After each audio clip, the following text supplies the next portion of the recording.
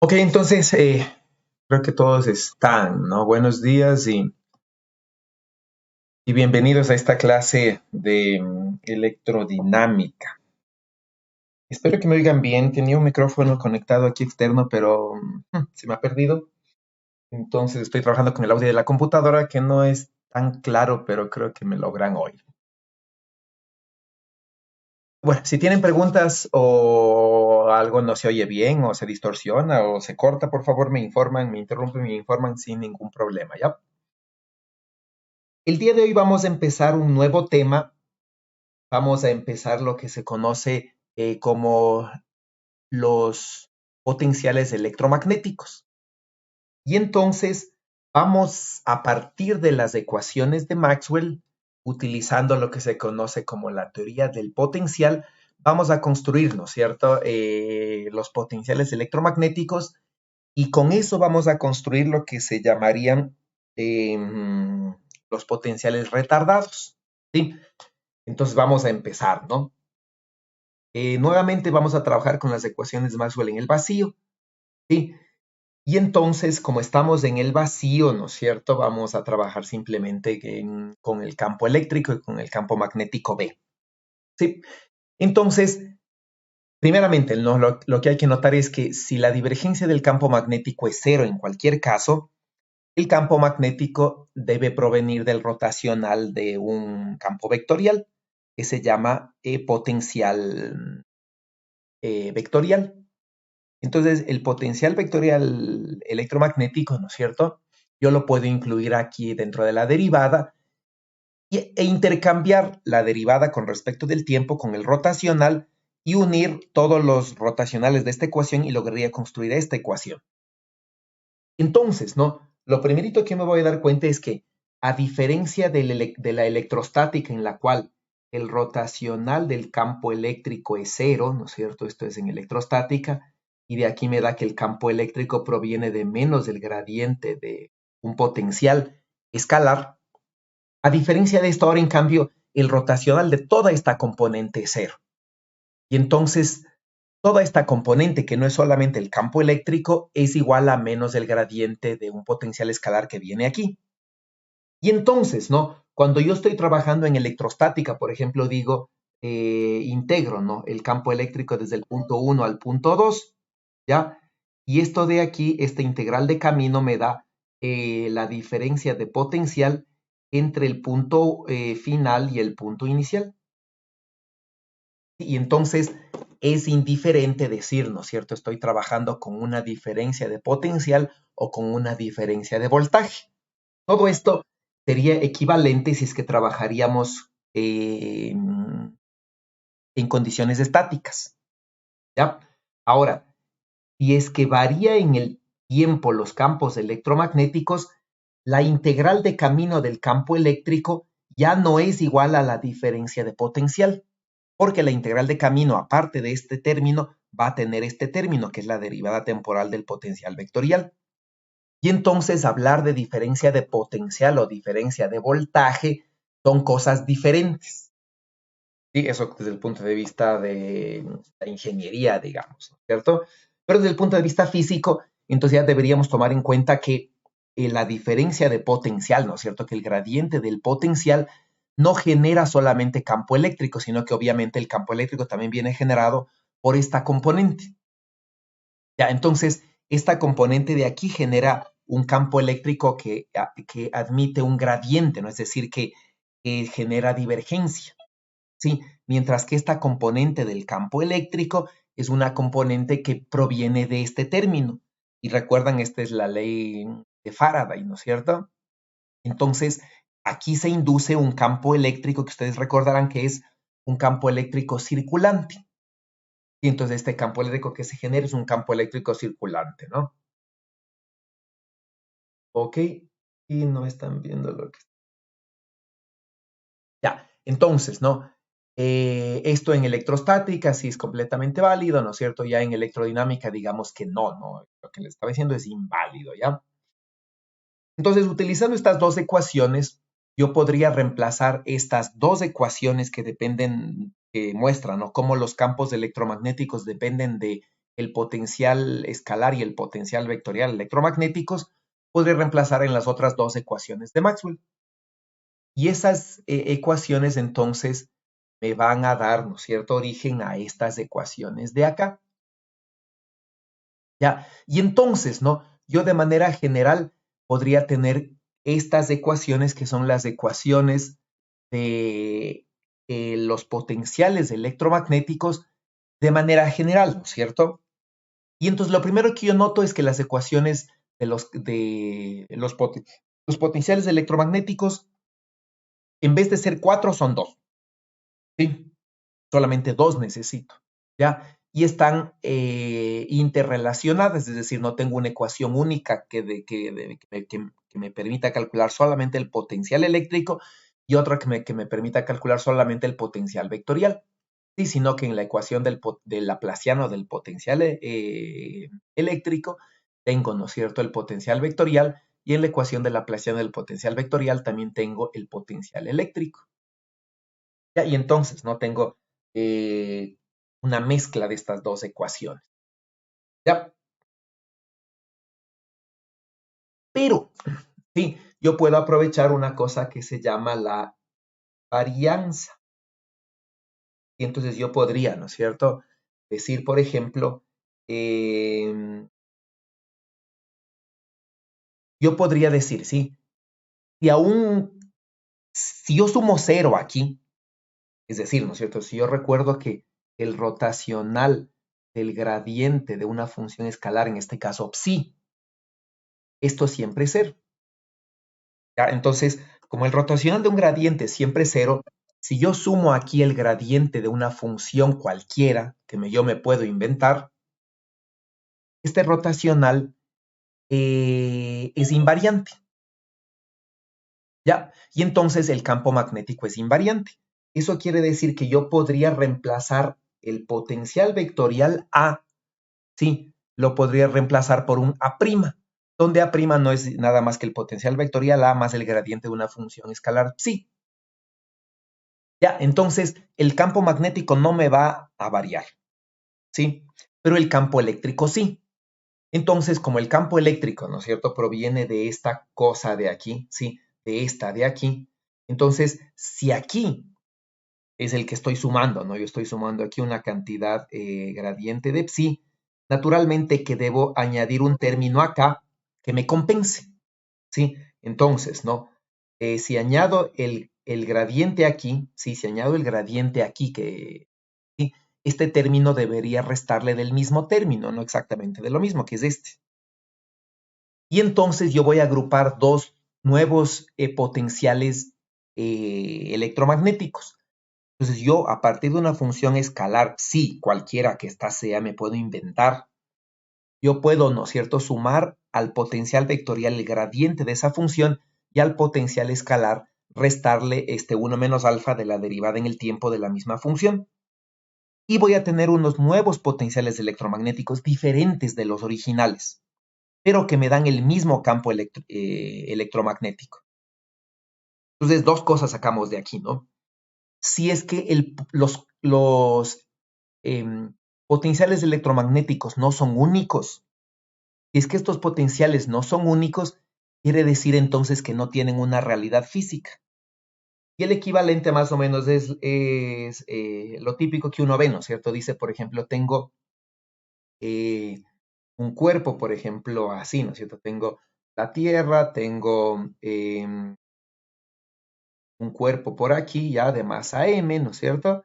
Y digo entonces, voy a medir su energía potencial. Entonces digo, la energía potencial, ¿no es cierto?, es masa por gravedad por altura.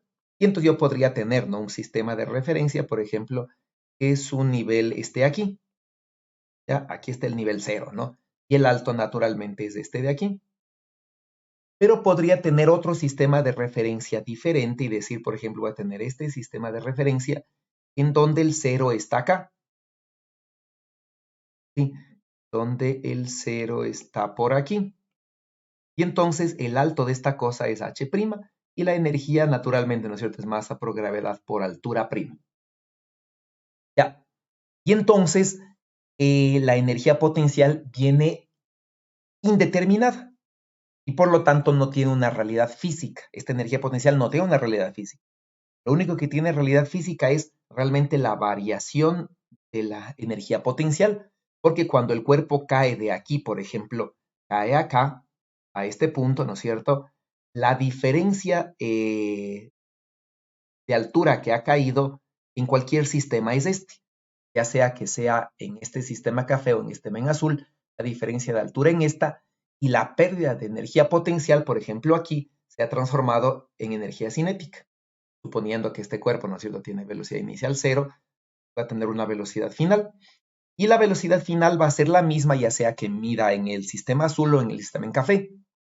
Eso, ¿no es cierto? Físicamente lo que me dice es que la energía potencial no tiene una realidad física. Yo no puedo medir energía potencial. Yo lo que puedo medir es variación de energía potencial. Es la única realidad que tiene. ¿Sí? Lo mismo es acá. ¿Ya? Yo no puedo medir el potencial. Entonces el potencial escalar y el potencial vectorial no tienen una realidad física. Ya, no tienen realidad física.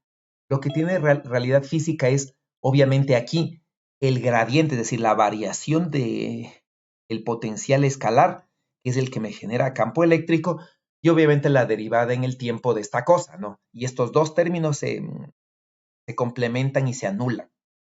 Ya, lo mismo acá, ¿no es cierto? Lo que tiene sentido es el rotacional del potencial vectorial.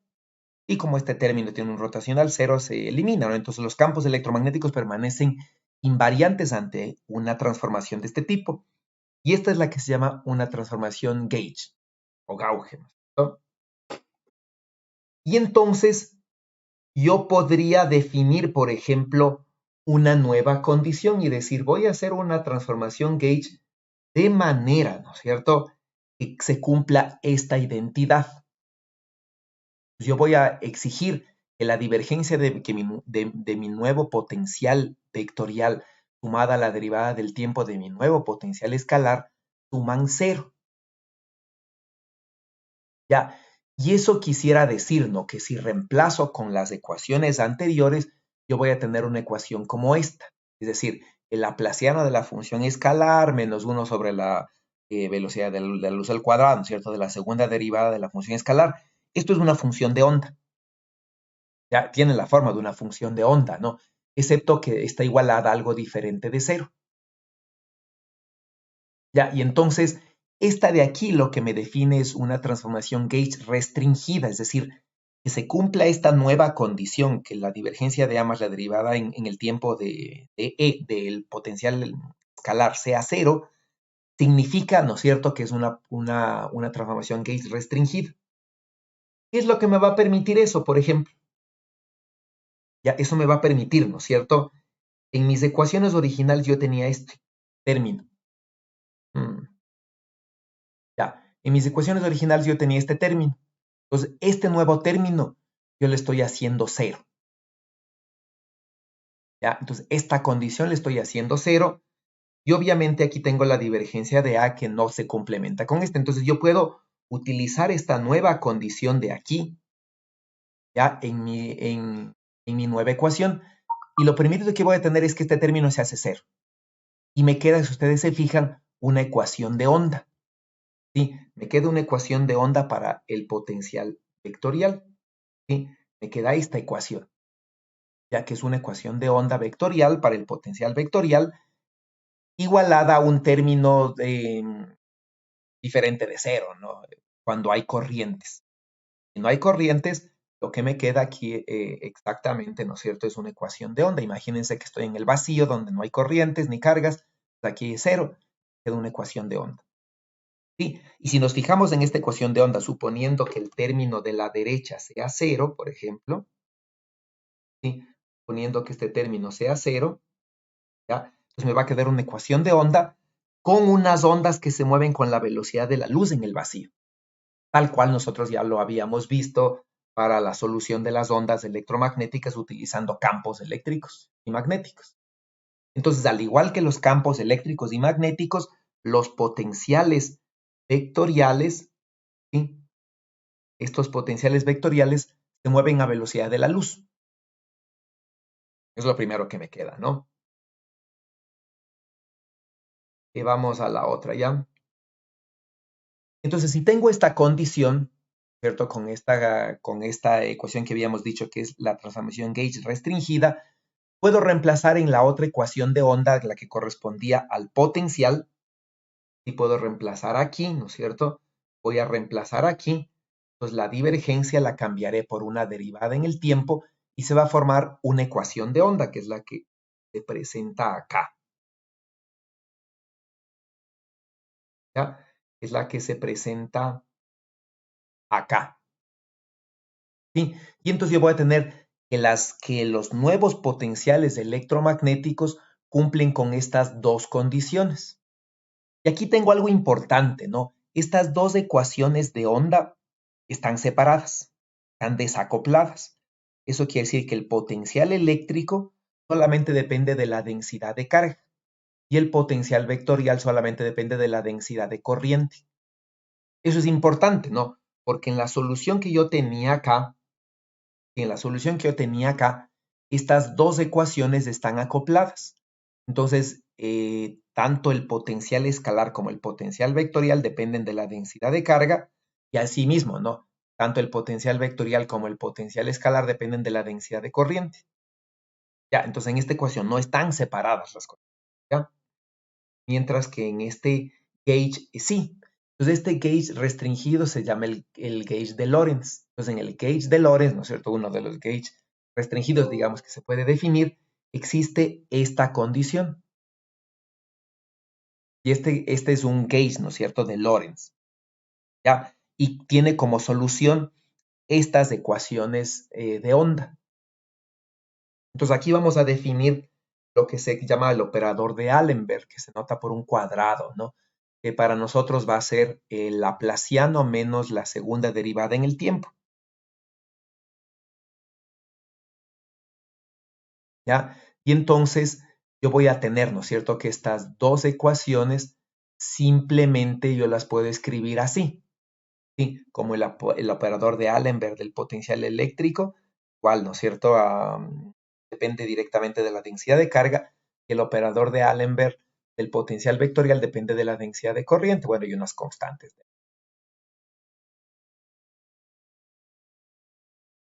¿Está claro ahí?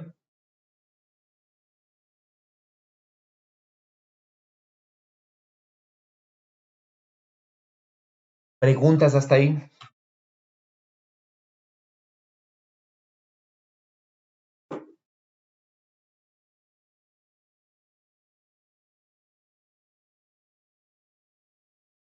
Ok, no hay preguntas.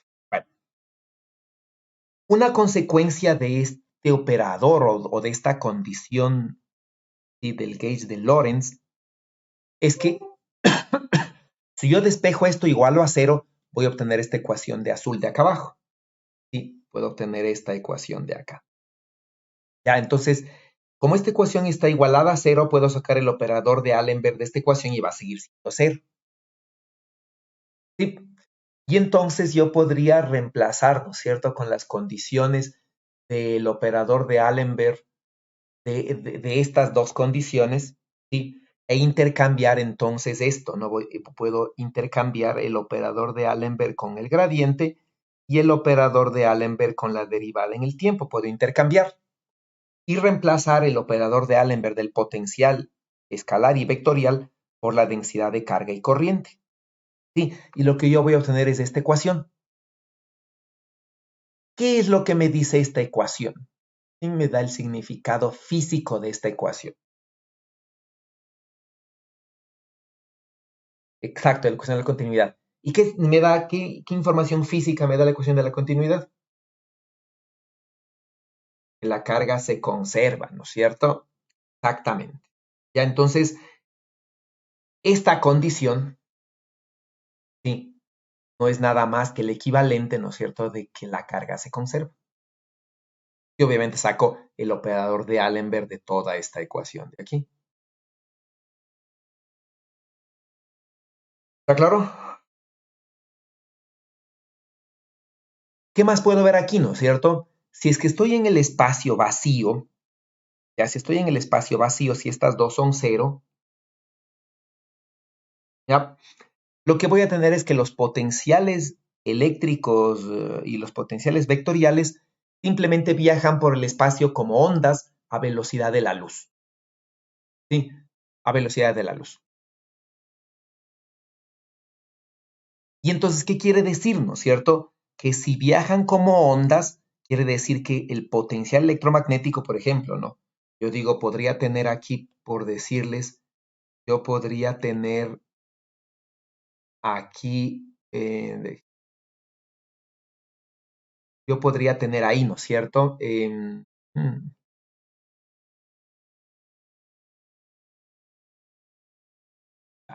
Yo podría tener aquí una fuente, ¿sí?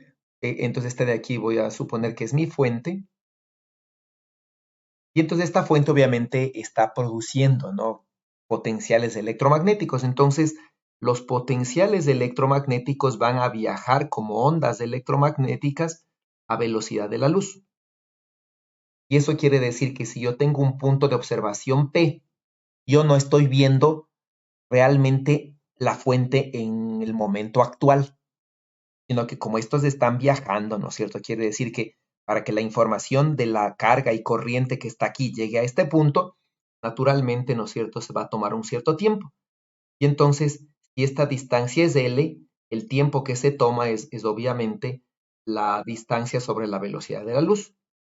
Y eso quiere decir que a mí, a este punto, me van a llegar las cosas con un retardo, con este retardo. ¿Ya? Y entonces, ¿no? Mientras yo más lejos vea, más atrás en el tiempo estoy viendo.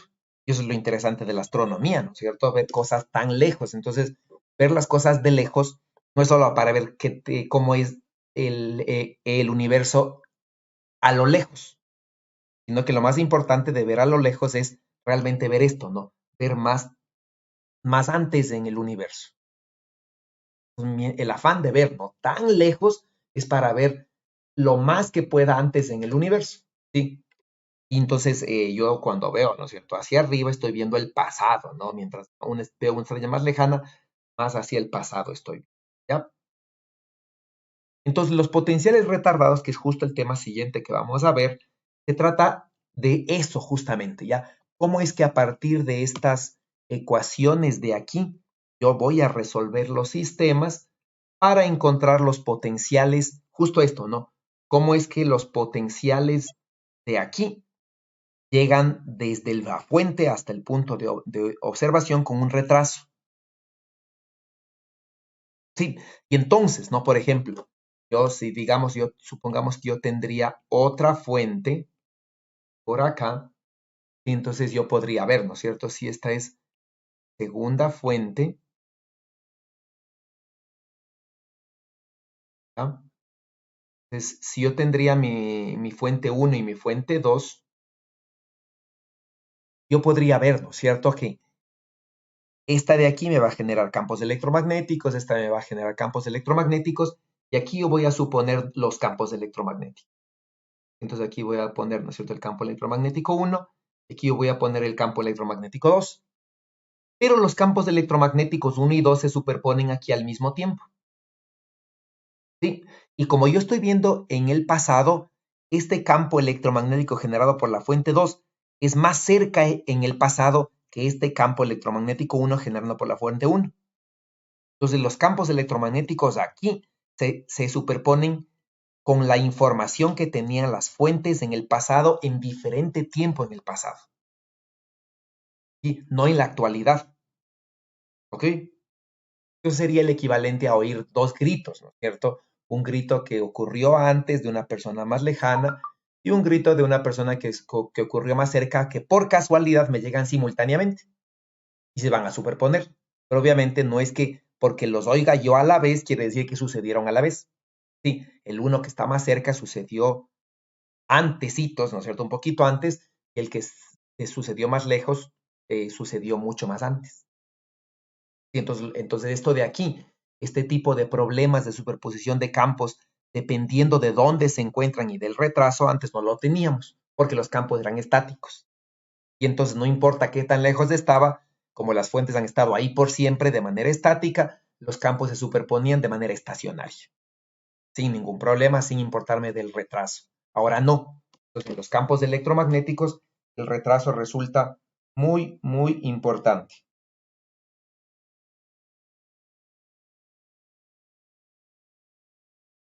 ¿Ok?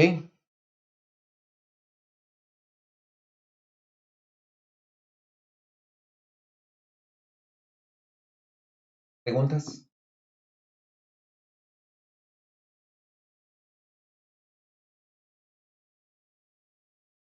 Entonces, ¿no?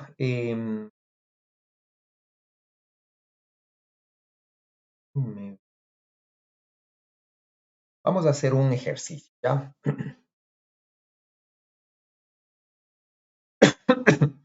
Vamos a trabajar en esto de la teoría del potencial. ¿Sí? Entonces, supongamos que yo tengo unos potenciales electromagnéticos dado por esto. Ya, el potencial escalar, el potencial eléctrico es cero para cualquier tiempo. ¿Ya? Y el potencial vectorial vale cero para esta condición, ¿sí?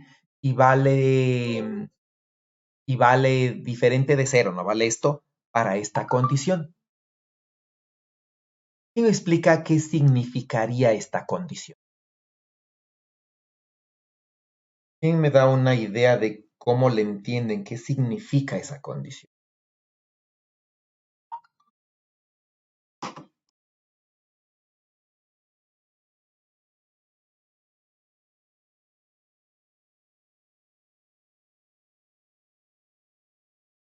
¿Alguien?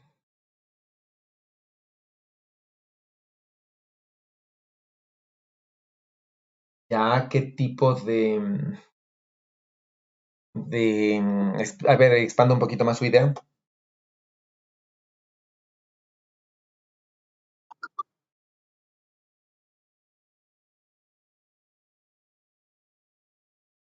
Ya, ok, ¿no sé? Entonces, ¿qué es lo que yo digo, verdad?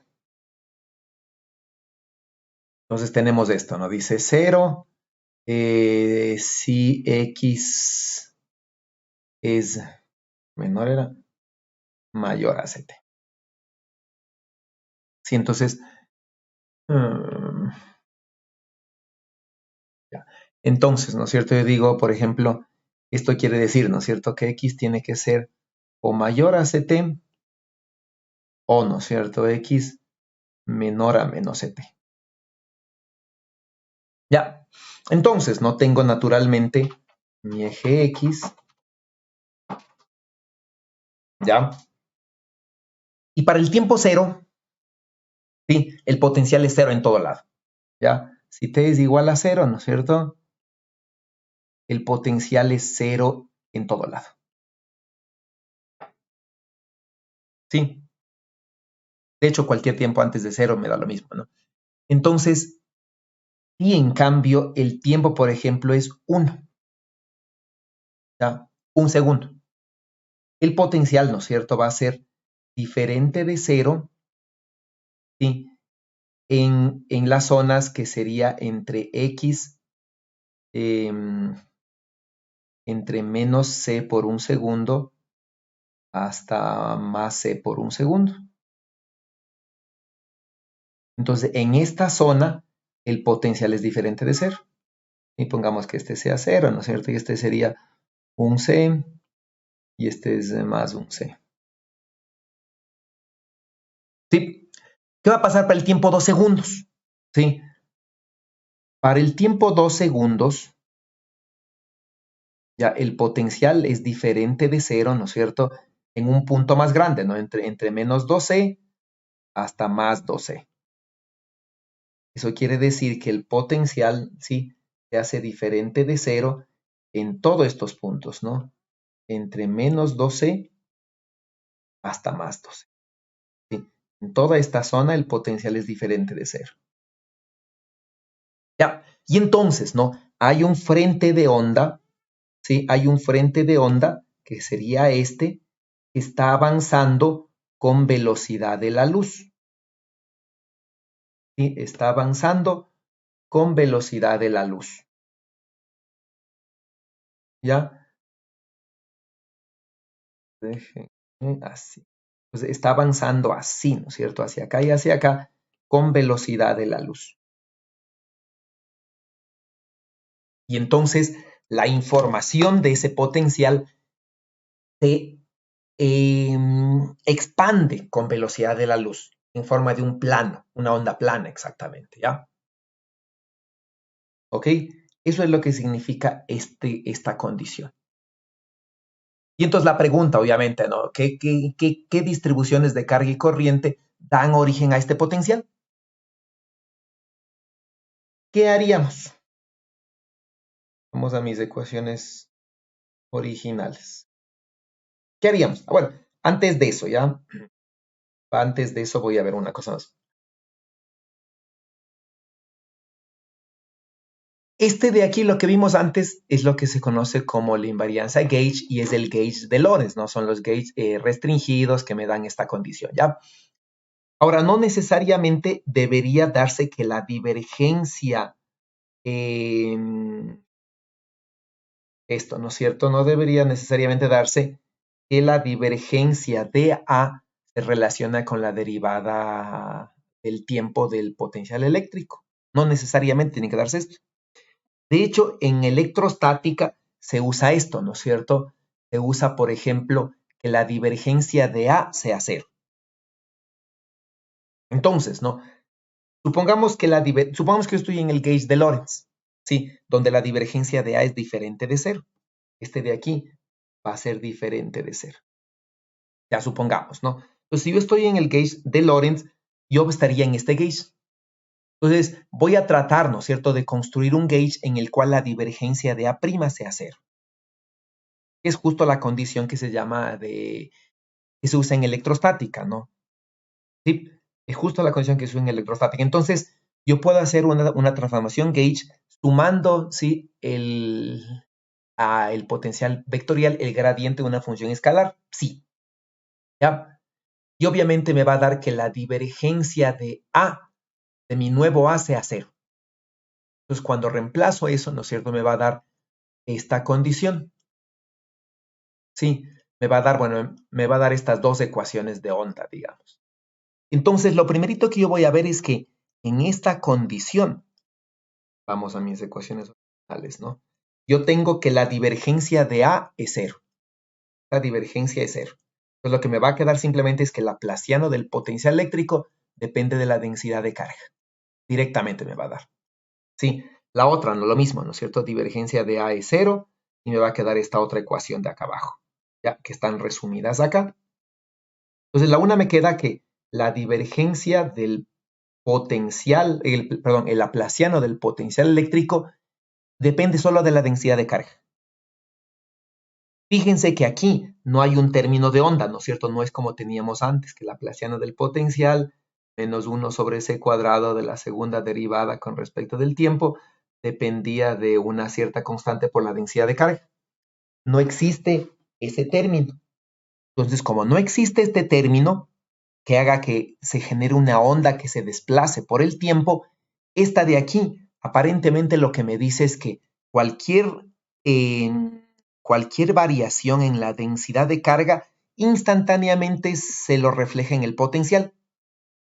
Entonces, esto me justificaría, digamos, una especie de acción a distancia. ¿Cómo se salvan las cosas, no es cierto? Es que el potencial no tiene significado físico, eso ya lo vimos acá, ¿no es cierto? Porque como están indeterminados por estas cantidades, estas cosas no son reales físicamente. Sí, el típico ejemplo que vimos, ¿no? La energía potencial no tiene sentido físico, sino la variación de energía potencial. ¿Ya? Entonces, si bien el potencial puede instantáneamente depender de la densidad de carga, el campo eléctrico, que es el que depende es el medible, digamos, realmente, no depende solamente del potencial eléctrico, también depende del potencial vectorial. Y el potencial vectorial, si volvemos a mi ecuación, sí tiene un término de onda. Entonces, aquí aparece el potencial vectorial. ¿Sí? Aquí aparecen las ondas electromagnéticas nuevamente. ¿Cuál es la diferencia, no es cierto? El potencial vectorial no solamente depende de la densidad de corriente, sino también depende de la derivada en el tiempo del gradiente del potencial escalar. Eso quiere decir que si bien yo logro una ecuación como la de la electrostática, en la cual yo solamente necesito la densidad de carga en el tiempo t para calcular el potencial eléctrico en cualquier punto del universo en el tiempo t, con una acción a distancia instantánea, ¿sí? Yo acá no puedo eso. Entonces resolvería esta, y una vez que ya está resuelto esta, ¿no es cierto? Podría encontrar el gradiente, resolver esta ecuación, y ya con estas dos cosas podría encontrar nuevamente los campos electromagnéticos. Sí, entonces estos gauges se van a cumplir independientemente, ¿no? Yo puedo trabajar o en el gauge de Lorentz, ¿sí? O puedo trabajar en el gauge de Coulomb, o puedo trabajar en cualquier otro gauge, de hecho. Ya. Entonces, pero estos son los dos más conocidos para electrostática. Ahora, si yo saco el gradiente nuevamente, ¿no es cierto? Voy a llegar a esta misma condición. ¿Sí? Entonces puedo sacar el gradiente de esta ecuación, intercambiar el gradiente, ¿no es cierto?, con las condiciones con el laplaciano, y entonces aquí se va a hacer 0, y aquí me va a quedar esta ecuación de acá abajo. Y voy a ver nuevamente, ¿no es cierto?, la conservación de la carga. Sí, y entonces el tener esta ecuación acoplada, lo que me garantiza es que la corriente y la carga, digamos de manera general, se conserve a lo largo del tiempo. Entonces, la carga, ¿no es cierto?, se sigue conservando gracias a este término de acá, ¿no? No se conservaría, ¿ok? Entonces, puedo trabajar en el gauge de Coulomb o en el gauge de Lorentz o en cualquier otro gauge, ¿ya? La diferencia es esta, ¿no? Divergencia de A igual a la derivada con respecto del tiempo, este es gauge de Lorentz, ¿sí? En cambio, si la divergencia de A es 0, este es gauge de Coulomb. ¿Ya? Entonces, esas son dos condiciones, ¿no? Si verían esta de acá, ya, si verían esta de acá, esta ecuación o estos potenciales electromagnéticos están en el gauge de Lorentz de Coulomb o están en el gauge de Lorentz.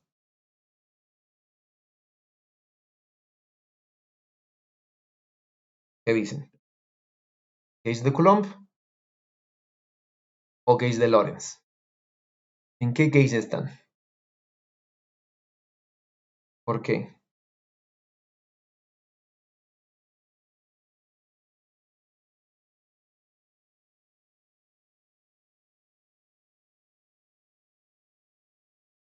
Ya, B es 0, ¿no es cierto? Entonces, la derivada de B, ¿sí?, la derivada de B con respecto al tiempo es 0. Sí. ¿Qué pasa con el gradiente de A? Usted mismo, ¿qué pasa con el gradiente de A?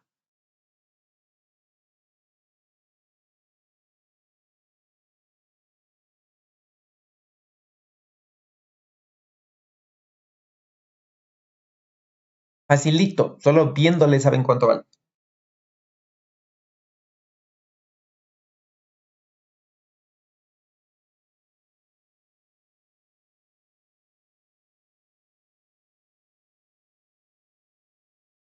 Ya, ¿no es cierto? Queda la derivada parcial respecto a z, pero esta componente solamente depende de x y de t. Entonces, básicamente es 0. ¿Sí? Entonces me queda el gradiente de que la divergencia de A es 0. ¿Sí? Y eso quiere decir que se cumple que este gauge está en el gauge de Coulomb, ¿sí?, pero también está en el gauge de Lorentz. Bueno, una constante de que no me acuerdo. Sí, entonces está en el gauge de Lorentz. Entonces, de hecho, está en ambos gauges, ¿no? De Coulomb y de Lorentz. Ya.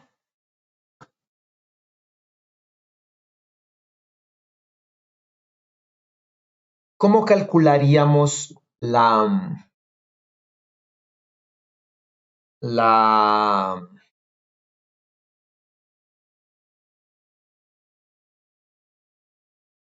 A ver, déjenme ver con esto. ¿Cómo calcularíamos la densidad de carga y corriente?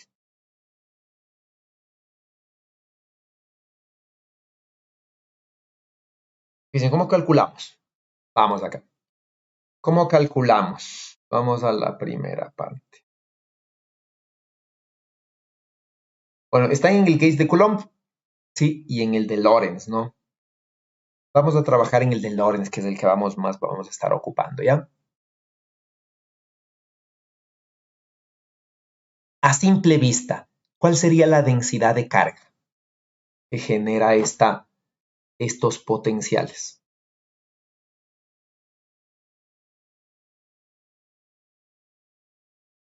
¿Qué dicen? ¿Cuál sería la densidad de carga? ¿Cuánto vale? Igual ese es al ojo, viéndole sale la solución. Cero, ¿no es cierto? Es decir, este campo electromagnético no está generado por carga. Sí, como el potencial es cero, naturalmente, ¿no? Laplaciano de cero es cero, la derivada de cero es cero, entonces densidad de carga es cero. ¿Sí? Y obviamente la densidad de corriente vendría de la solución de acá. El laplaciano de A y la segunda derivada temporal de esta cosa, ¿no? Entonces bueno, perdón, vamos a trabajar en eso, ¿ya? Yo la solución que les presento es una solución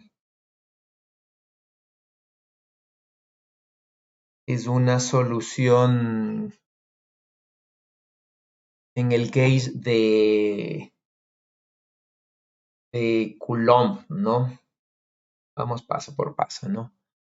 Obviamente se calcula, sí, la ecuación, ¿no es cierto?, que teníamos antes, ya que va a ser esta, ¿no? Y obviamente se reemplaza las cosas que está acá, tomando en cuenta esto, ¿no? Que si X está entre menos CT o más CT, la condición vale esta cosa, ¿no? Entonces el potencial vectorial vale esto o vale esto dependiendo en qué posición X está. Y en cualquier otro X vale cero. Ya, en cualquier otro X vale cero. ¿Sí? Esa es la condición, ¿no? Pues naturalmente que, bueno, ahí se resume a un problema matemático, se saca, ¿no es cierto? El, el laplaciano y la segunda derivada, ¿sí? Y me queda que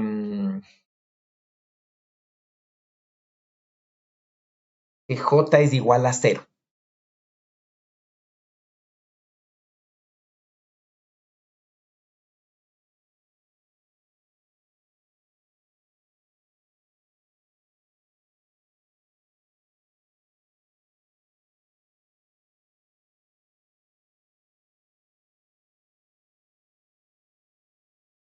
¿Qué les parece? J es igual a cero y densidad de carga es igual a cero.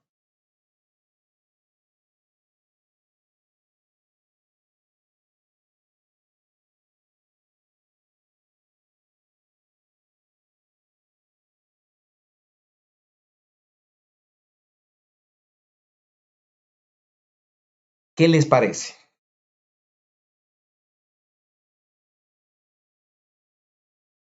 ¿Cómo se generó entonces este potencial? ¿Cómo se generó el potencial?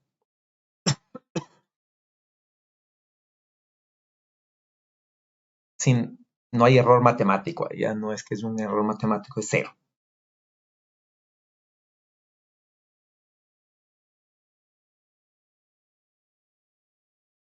¿Quién tiene una pista?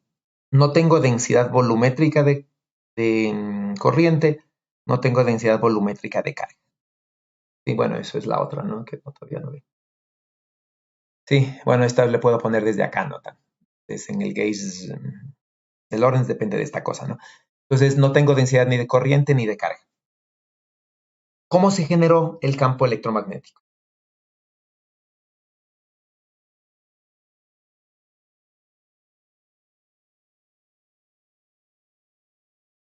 Calculemos los campos eléctricos y magnéticos, ¿ya?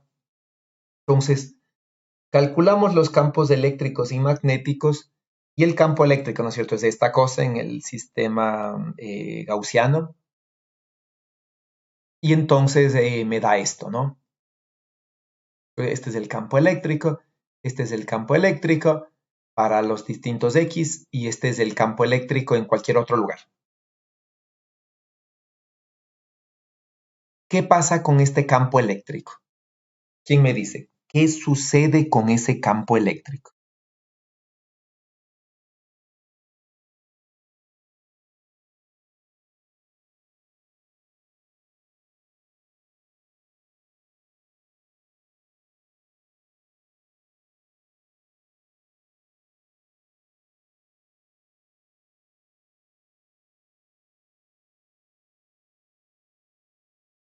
¿Dónde puede haber un problema con ese campo eléctrico?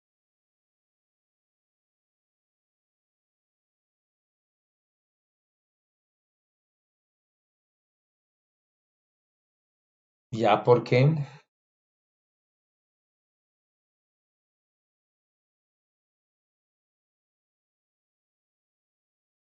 Ya, pero eso requiere, bueno, eso trae un problema, sí, pero eso requiere que el tiempo sea infinito, ¿sí? Finalmente, en el infinito, es decir, por más grande que sea el tiempo, el campo eléctrico en el infinito es cero, porque nunca voy a llegar al infinito. ¿Está claro?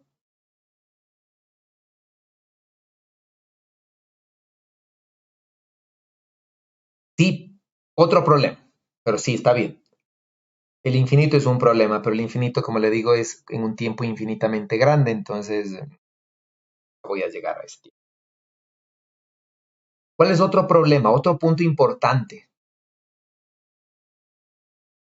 ¿Cómo es el campo eléctrico en la frontera?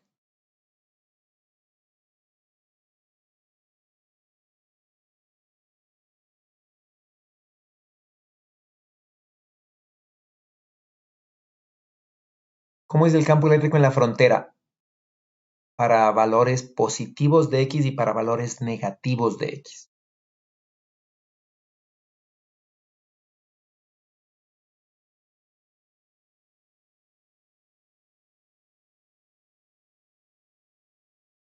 ¿Cómo es? Entonces tenemos un problema allí, ¿no? Bueno, podríamos tener un problema. Entonces, si se grafica el campo eléctrico,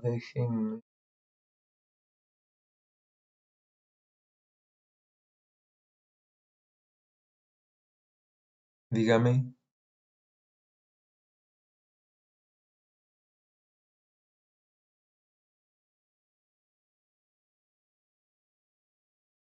Em,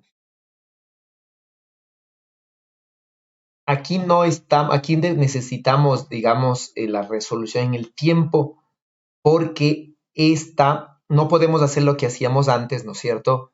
Porque nosotros antes suponíamos que las fuentes, ¿sí?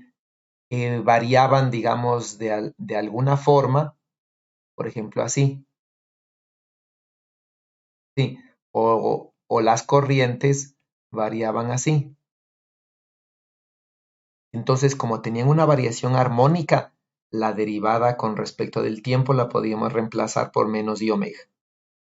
Y aparte de eso teníamos una onda plana. Y por ejemplo, bueno, una onda plana, ¿no? Entonces, como los campos eléctricos tenían una forma de onda plana, ya de aquí nosotros podríamos sacar que toda función, todo operador nabla, de hecho, lo podíamos reemplazar por K, por IK. Sí, eso, perdón, no están viendo nuevamente. Eso lo podíamos hacer, ¿no es cierto? Porque teníamos variaciones armónicas, ya sea en las fuentes o ya sea en los campos. Esto me permitía hacer esto, ¿no? Acá yo no tengo una variación armónica, entonces yo no puedo reemplazar simplemente las derivadas en el tiempo, ¿sí? Las derivadas en el tiempo por i omega, ni los operadores nabla por i, y k. ¿Está claro? Entonces no puedo trabajar en el espacio de frecuencias en ese sentido, ¿ok? Porque no es armónico, sí, no es ni armónico ni plano, ¿ok? Bueno, entonces, déjenme ver dónde está. Si grafico el campo eléctrico, ese es el campo eléctrico. ¿Ya? Entonces, el campo eléctrico tiene esta forma.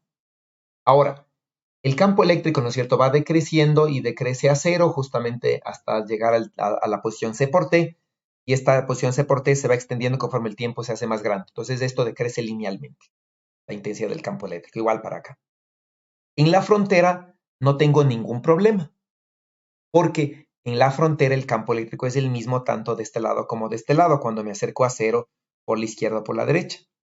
¿Por qué es eso? Porque yo necesito verificar las condiciones de borde. Las condiciones de borde deben seguirse cumpliendo. Entonces, si bien aquí yo no tengo una densidad volumétrica de carga, yo podría tener una densidad superficial de carga que necesito para cumplir las condiciones de frontera. Ya, lo mismo es esto, ¿no es cierto? Lo mismo es esto que estamos viendo para la densidad de corriente. Entonces, por ejemplo, calculo el campo magnético, que es el rotacional de A. Se calcula el rotacional de A y me da esto. Ya, esto es el rotacional, ¿no? De A. Cuando grafico el rotacional de A, me da esto. Sí, entonces, ¿qué es lo que yo tengo? Para X mayores que 0, el campo magnético está en la dirección más Y, y para X menores que 0, el campo magnético está en la dirección menos Y. ¿Qué pasa en la frontera? ¿Qué pasa en la frontera?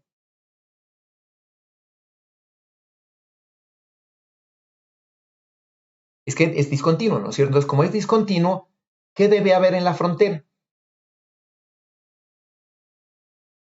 ¿Qué teníamos nosotros como condición de frontera?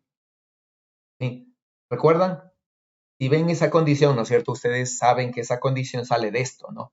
Rotacional de B es igual a, bueno, en este caso a 4pi sobre CJ, ¿sí? Y salía, ¿no es cierto? B tangencial 2 menos B tangencial 1 es igual a 4pi sobre C de la corriente superficial K. Esa condición de frontera me da.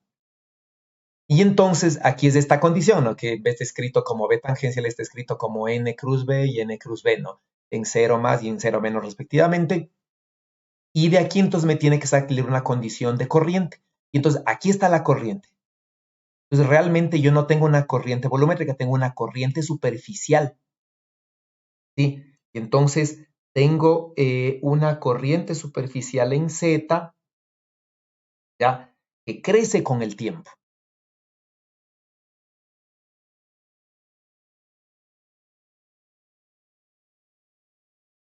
Perdón, claro, en Z. ¿Sí? Una corriente superficial que va en la dirección Z, ¿no es cierto? Que está en el plano X igual a 0. ¿En qué parte del plano está?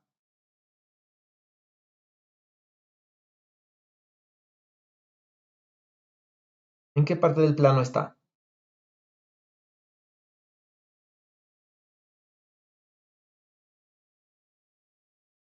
Vamos a hacer así, ¿no? Digamos que este es...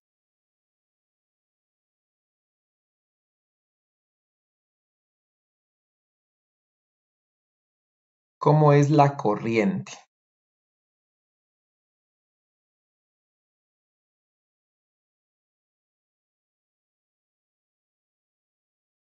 Vamos. ¿Cómo es la corriente? ¿Sí? Primeramente, ¿no es cierto? Es una corriente que se encuentra en este plano, en el plano X, Y, Z. ¿Sí? Ahí se encuentra. ¿Ya? Y es una corriente. ¿Dónde está esta corriente? Mm. ¿Dónde está esta corriente? ¿En qué parte del plano X igual a 0 está?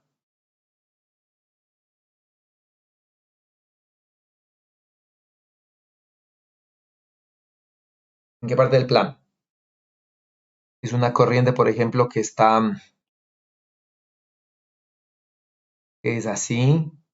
Por ejemplo, ¿no? Supongamos que sea una corriente así. Es así.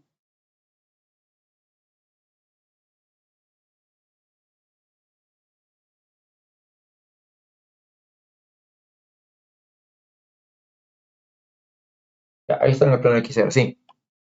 Plano X0. Es una corriente así. ¿cómo es la corriente? ¿Y dónde está? En todo el plano X0 es una corriente que va creciendo, se va extendiendo. ¿Cómo está esa corriente que interpretan esa solución?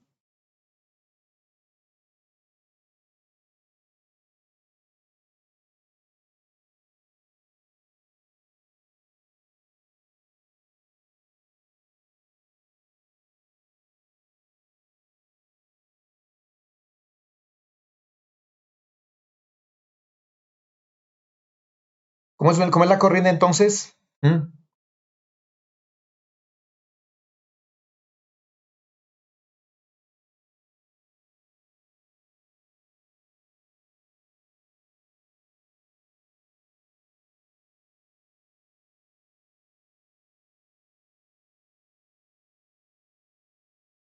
Ya, ya. ¿Qué es lo que me dice, no es cierto? Esta corriente tiene este valor, la cual solamente depende del tiempo. Obviamente esto es para tiempos mayores que cero, ¿no? Porque para tiempos menores que cero no existía solución no existe solución de aquí, ¿no? Para tiempos menores que cero, sí, no hay manera de que esto siempre va a ser cero. Eso quiere decir que la corriente, esta corriente de aquí, para tiempos mayores que cero vale esto y vale cero para tiempos menores que cero. Pues la corriente empezó a aparecer en el tiempo al tiempo cero. ¿Ya? Y es una corriente que vale lo mismo independientemente de la posición en Y o en Z. Solamente sé que esto es válido para el plano XY, el plano X0, perdón. Entonces mi solución realmente es esta, ¿no? Mi solución realmente es esta, ¿ya? Es una corriente que vale exactamente lo mismo en todo punto. Pero ¿qué pasa con la corriente? ¿Sí? Es una corriente que aparece en el plano X igual a cero y es uniforme en todo el plano. ¿Cuál es la diferencia, no es cierto? Que conforme el tiempo pasa, esa corriente se hace más grande. Eso quiere decir que la corriente valía, por ejemplo, era así, ¿no es cierto? Era así al tiempo cero, por ejemplo, era así a un tiempo, ¿sí? Luego al tiempo 2 ya valía esto, ¿ya? Luego al tiempo 3 valía esto, pero estaba en todo el plano. ¿Qué es la corriente? Pues está en todo el plano XY, es uniforme, vale lo mismo, pero solo depende del tiempo.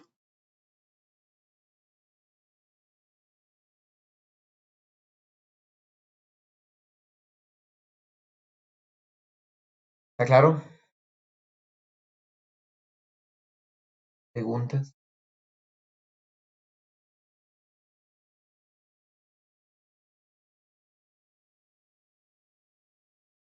No hay preguntas.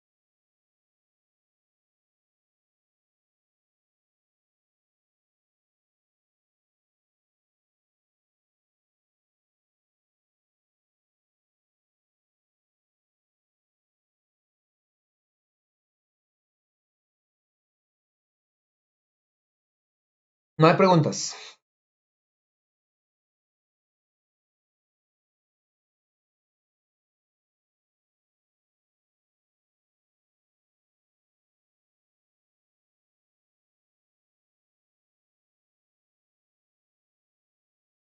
Vamos a continuar con el ejercicio, ¿ya? Ahora, supongamos que cogemos un volumen, ¿sí? Cogemos ese volumen, está ahí dibujado, ¿sí? Y ese volumen es un volumen, ¿no es cierto? Que está a una distancia de, ¿sí? Tiene un ancho h, es una superficie cerrada, y de largo L y L, ya tal como se especifica. Sí, y naturalmente, tal como vimos, ¿no es cierto? Aquí hay unos campos eléctricos y magnéticos que crecen así, ¿no? Este es el campo eléctrico, este es el campo magnético y van creciendo. Ya. Entonces, la pregunta es, ¿no? ¿Cuánta energía hay dentro del volumen en el tiempo T1 que sea D sobre C? ¿Cuánta energía hay en este volumen?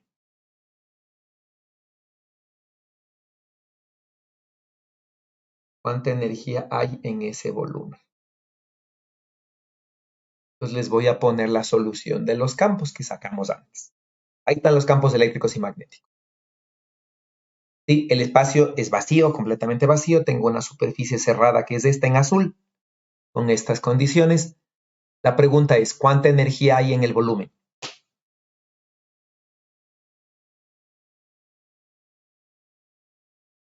¿Quién me dice qué tipo de energía podría haber? Ya, pues ¿cuánto hay? Para el tiempo T1 igual a D sobre C.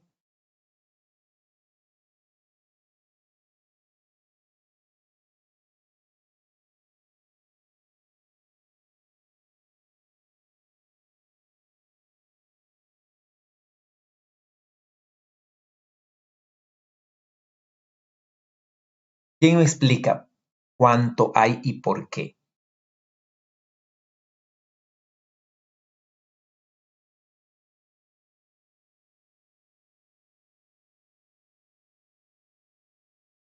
A ver, señorita Camila Costa, ¿cuánta energía hay y por qué?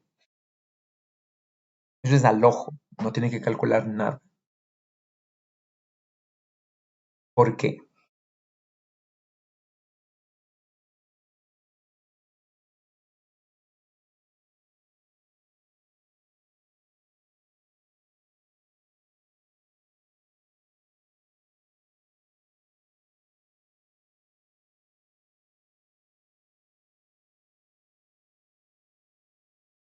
Ya, exacto, ¿no? A este tiempo D sobre C, sí, tal como dice Camila, el campo eléctrico existe, pero entre más D y menos D.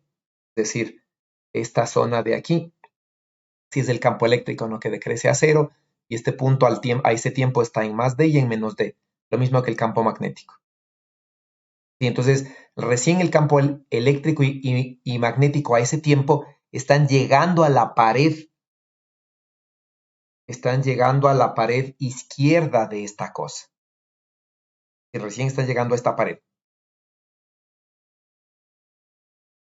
Sí, entonces esa sería la primera parte, ¿no? Ese es evidente y era cero, ¿no? Porque no hay campo eléctrico y magnético dentro de B. Entonces, básicamente, dentro de B los campos son cero y por lo tanto la energía es cero.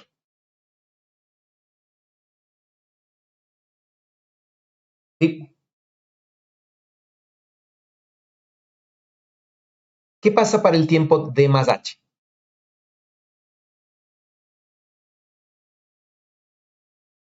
¿Qué pasa para el tiempo D más H?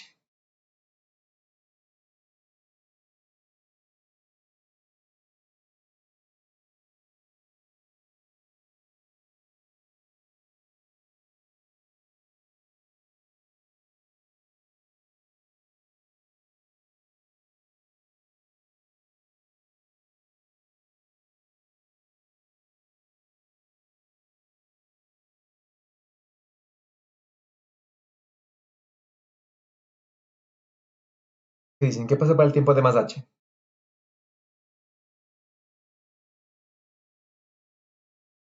Ya, porque ¿hasta dónde llegó el campo en ese tiempo? Ya hasta la pared derecha, ¿no es cierto? Entonces ya podríamos calcular el campo electromagnético ahí, ¿verdad? Sí. Entonces calculamos el campo electromagnético y ¿por qué? ¿Qué va a pasar entre el tiempo T1 al tiempo T2 para el literal C? ¿Por qué es que al tiempo T1 la energía aquí adentro era cero? Al tiempo T2 la energía va a ser diferente de cero. ¿Qué pasó entre el tiempo T1 y el tiempo T2? ¿Cómo ingresó energía? ¿Quién llevó esa energía?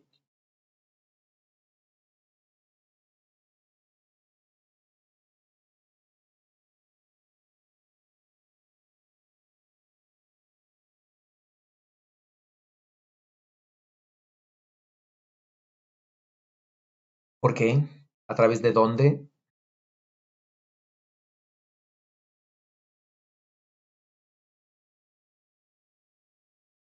Ya, entonces eso quiere decir que hay una onda. Entonces usted me dice que esto es una onda electromagnética viajera.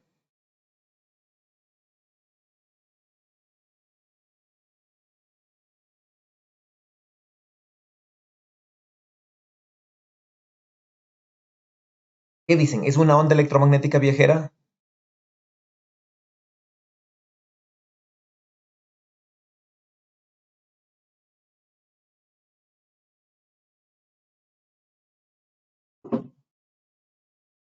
¿Qué me dicen?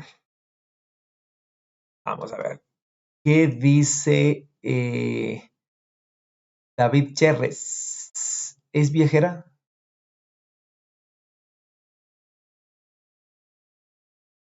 ¿Y por qué se podría decir que sí es viajera?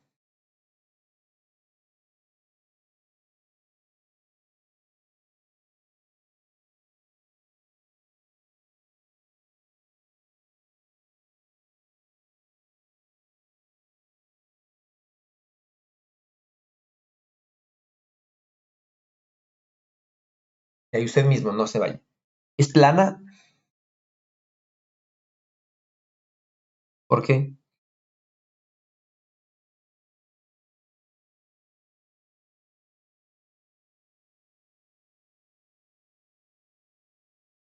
Estaría en Z.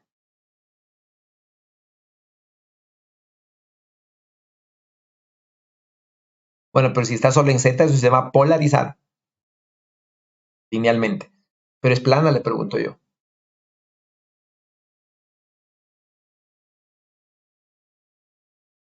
¿Por qué?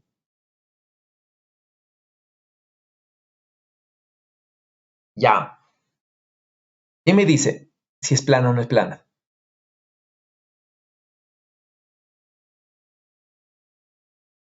A ver, Joel Collago.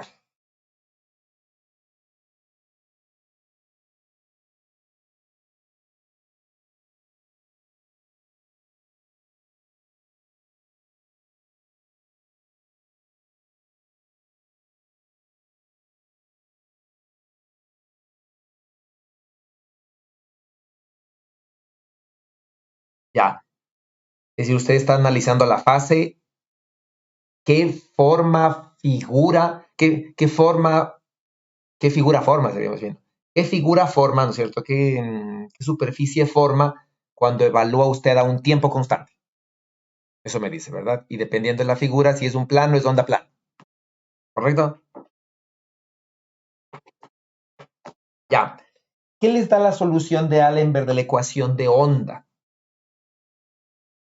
Sí, cuando ustedes dicen, ¿no es cierto? Laplaciano de una función es igual a menos, por ejemplo, uno sobre c cuadrado de la derivada de la función. Ya. Supongamos que este está en el x, ¿no? Para hacerle más fácil. ¿Qué es lo que les dice de allí? ¿No es cierto? Ustedes hacen una función que depende de x más ct y otra función que depende de x menos ct. Y cualquier función que dependa de x más ct o x menos ct es la solución, ¿no? Entonces, básicamente hacen esto. ¿Sí? Ah, bueno, es igual a más. Hacen esto.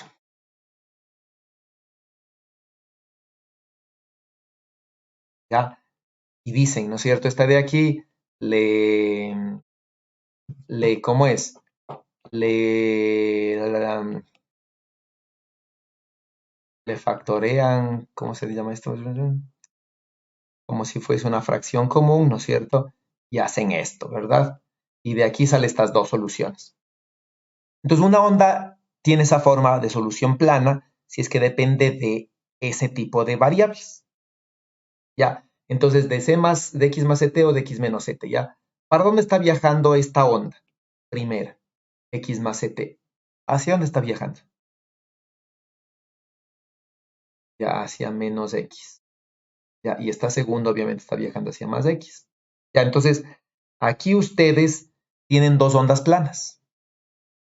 Sí, de hecho aquí están, ¿no es cierto? Entonces, la primera onda, sí, está de aquí, está viajando, ¿no?, hacia más X, al igual que esta de acá, con la misma velocidad de fase, que C.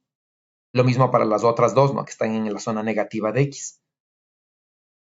Y entonces ustedes van a poder construir un vector de Poynting, que es E cruz B justamente. ¿Ya? Y este E cruz B, por ejemplo, para el valor X positivo, ¿hacia dónde se está moviendo?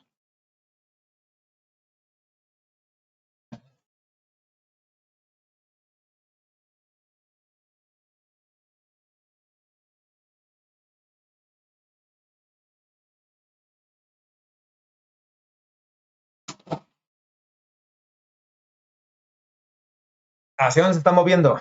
Israel.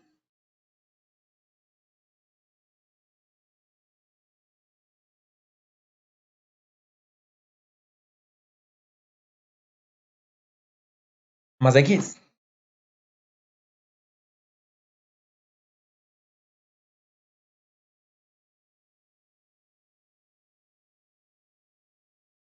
Ya, la primera me metió la de arriba, ¿no es cierto? Estas dos hacia más X y estas dos hacia menos X. Ok. Entonces, ¿no? ¿Qué debería cumplirse? ¿Qué debería cumplirse entre el tiempo T1 al tiempo T2? ¿Ya? ¿Qué debería cumplirse, no? Al tiempo T1, el campo eléctrico justo está en el límite izquierdo de esta cosa, y al tiempo T2 está justo en el límite derecho, ¿no? Y entonces, entre el tiempo T1 y el tiempo T2 se puede calcular la energía, ¿sí? Calculamos la energía simplemente, ¿no? Como energía del campo electromagnético, no hay otra energía, y entonces se calcula, bueno, la energía del campo eléctrico, la energía del campo magnético, se integra, ¿no? Reemplazando los valores respectivos, ya, y les da esto. Esa es la energía. ¿Ok? ¿Qué sucede de ahí? Ya, ¿qué sucede de ahí, no es cierto? Para la siguiente parte, naturalmente necesito el vector de Poynting, ¿sí?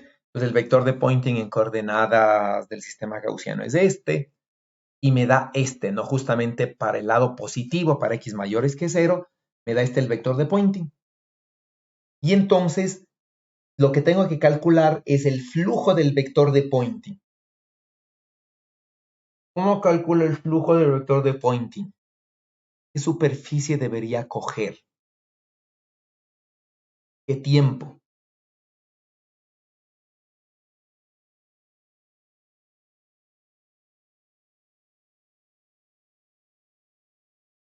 La cara izquierda entre el tiempo T1 y T2. Ya entonces, ¿no es cierto? ¿Qué se me hace?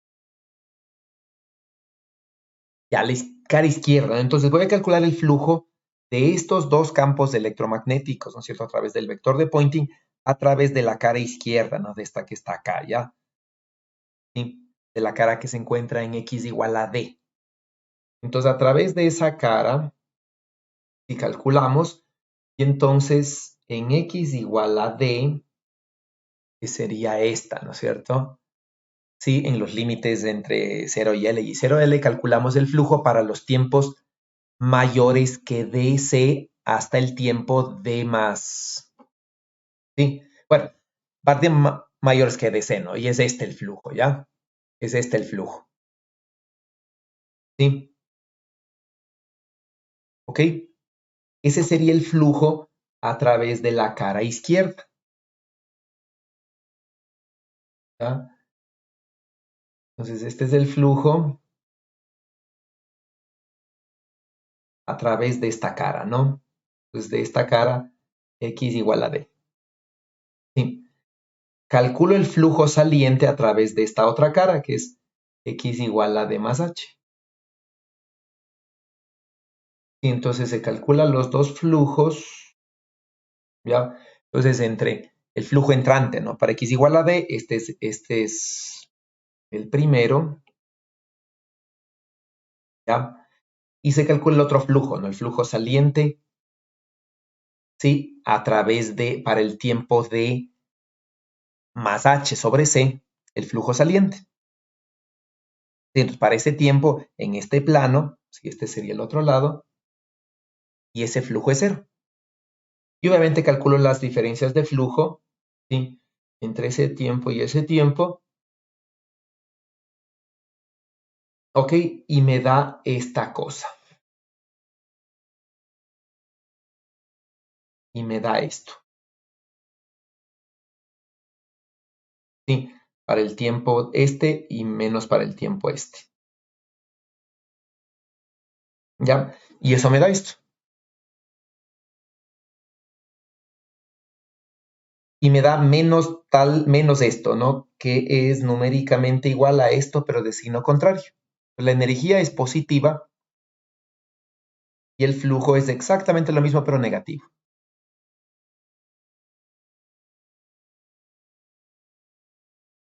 ¿Sí? Entonces fíjense que aquí el flujo estoy integrando en el tiempo, ¿no es cierto? Entre el uno y el otro.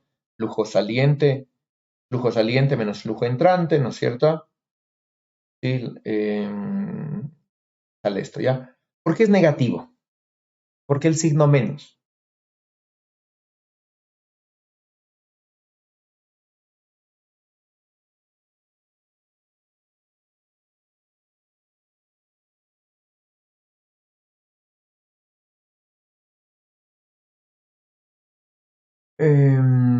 ¿Por qué el signo menos, Juan Javier Naranjo? ¿Por qué el signo menos? ¿Qué significa?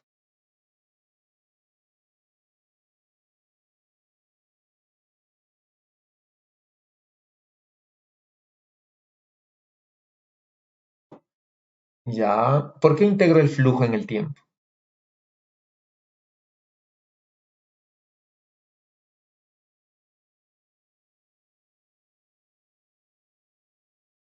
Ya, ¿qué es este? ¿Flujo de qué es este? ¿Qué unidades tendría esto?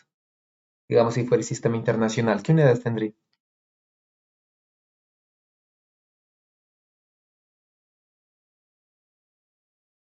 ¿Flujo de qué es esto?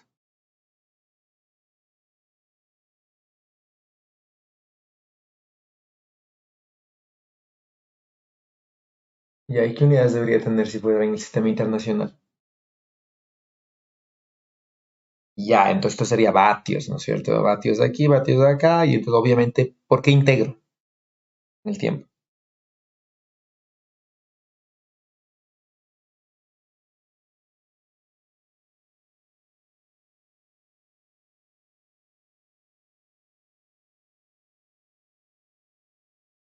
Estoy obteniendo la energía. Muy bien. Ok. Y obviamente la última parte, ¿no? Comparamos el resultado del literal C con los otros dos anteriores y obviamente debería cumplirse, ¿no? Que la energía almacenada aquí es igual al flujo de la potencia de las ondas electromagnéticas que están viajando, ¿no? Y atravesando las caras de izquierda y derecha de esta cosa. Preguntas.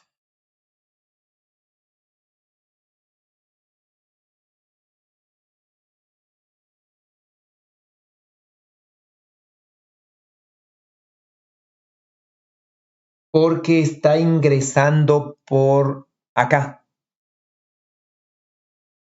Si un flujo que ingresa es negativo y un flujo que sale es positivo, entonces cuando usted dice, por ejemplo, ¿no es cierto? Por aquí está ingresando, voy a poner con rojo, por aquí está ingresando el flujo, ¿sí? Este flujo es negativo, ¿ya? Por acá está saliendo el flujo, que es la segunda parte, que es positivo, bueno, vale cero, ¿no? Pero es positivo. Entonces, este es negativo porque entra. Entonces, este flujo que ingresa, ¿sí? Se transforma en energía y si ustedes revisan, déjenme verle, ¿dónde está?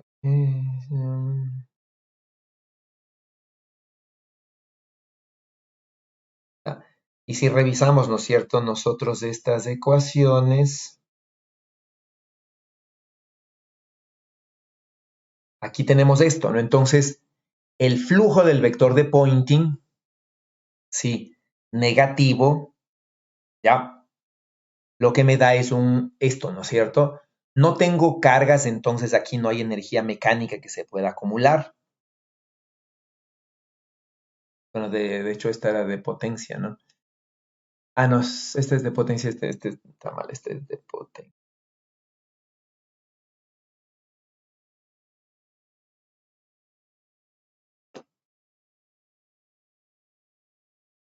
Ya. Entonces, el flujo de energía, ¿no es cierto? Este signo menos, nosotros lo habíamos dicho, es de signo menos porque, ¿no es cierto?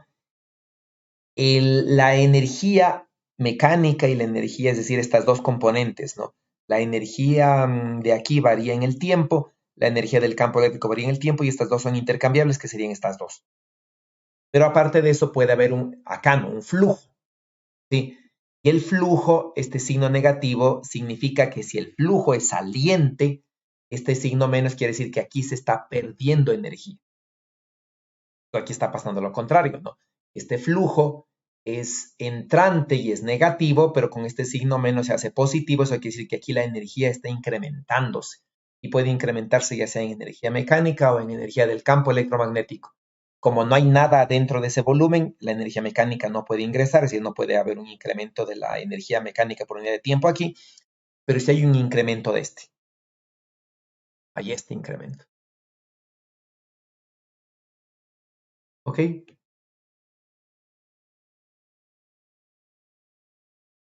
¿Algo más?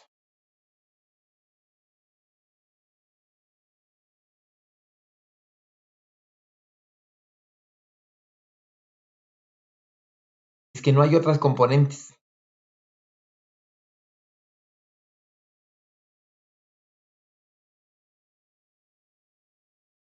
Lo que pasa es que las componentes negativas de este, ¿no es cierto? Y de este generarían un vector de Poynting que estuviera viajando hacia acá. Ese sería el vector de Poynting que yo tendría. No, pues no ve que el cuerpo está aquí. Pues como el cuerpo está aquí, este vector de Poynting no hace nada, digamos. Ahí.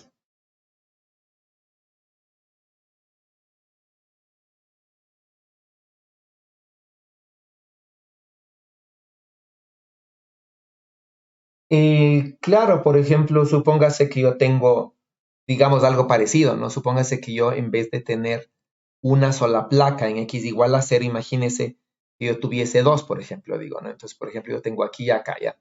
Entonces digo, aquí está, por ejemplo, en X menos S y en más S, yo tengo unas corrientes, ¿no? Entonces aquí tengo una corriente, por ejemplo, que vaya hacia arriba, tal como vimos aquí, ¿no? Es una corriente aquí que vaya hacia abajo, y estas me generen dos potenciales parecidos a estos, y parecidos a estos, ¿ya? Excepto que en el uno va a ser en X más S, el otro en X menos S. Entonces voy a tener superposición de dos potenciales, ¿sí me entiende? Entonces aquí, por ejemplo, si tuviese una corriente, ¿no es cierto? Tal como sacamos en este ejercicio para arriba, otra corriente para abajo, y digo, por ejemplo, el flujo aquí, pues ¿qué va a pasar, no es cierto? Este potencial de aquí me va a generar una onda electromagnética que viene hacia acá, este potencial de acá me genera otra onda electromagnética que viene hacia acá, y como esto no está centrado, obviamente va a haber flujo que atraviesa de los dos lados. Mismo problema, solamente dos fuentes.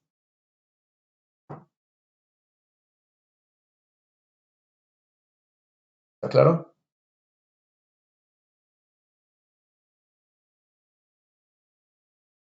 Y de ahí entonces, dependiendo de esta distancia, ¿no es cierto? El flujo entrará y saldrá por el un lado, mientras que del otro lado, ¿no es cierto? Por ejemplo, de este lado de acá, pongamos otro color, el flujo saldrá, ¿sí? Entonces entrará y saldrá. Ya, entonces habrá flujos, ¿no es cierto? Que entran y salen y de la diferencia tendré la energía total. Y los campos se superponen, todo igualito que antes, excepto que ahora hay que tener cuidado con el tiempo. ¿Algo más?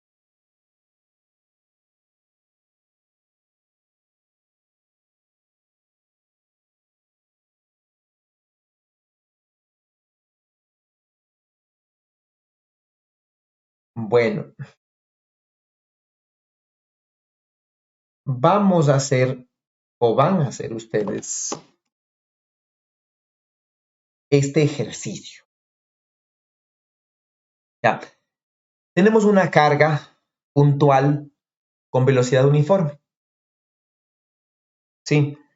Y lo que vamos a plantear son las ecuaciones de los potenciales electromagnéticas de esta carga.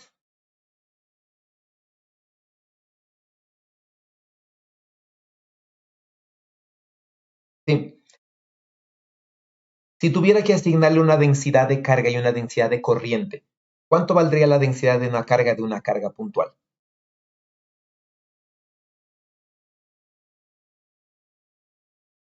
¿Cuánto vale la densidad de carga de una carga puntual? Vamos a un caso estático. Sí, por ejemplo, decimos esto, ¿no? Ahí está mi sistema. Por aquí hay una carga puntual. ¿Ya? Ahí está la carga puntual Q en la posición RQ. ¿Cuánto vale la densidad de carga volumétrica?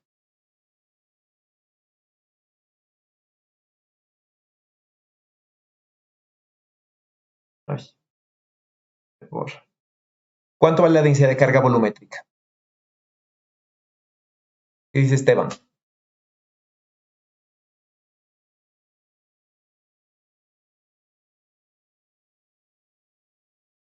Ya, ¿y cuánto valdría? Por ejemplo, pongámosle en partes, ¿ya? ¿Cuánto valdría?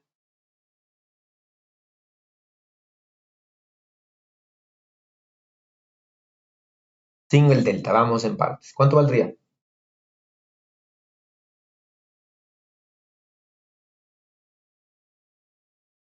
Esteban. Ya, Q para el ¿dónde está? Y cero para los demás.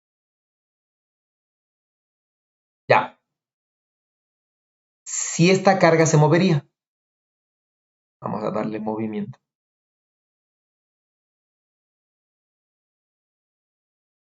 Ya, esa carga se mueve. ¿Cuánto vale la densidad de corriente?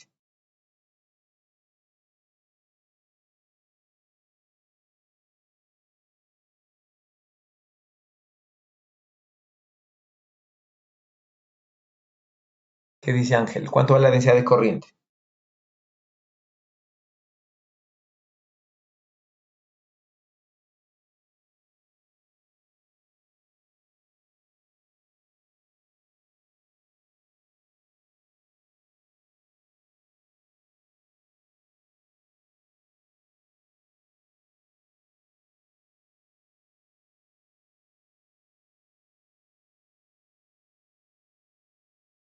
Ya, Q por la velocidad, ¿no es cierto?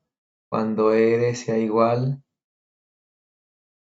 o bueno, en donde R sea igual, ¿no es cierto? En ese punto. Y en otro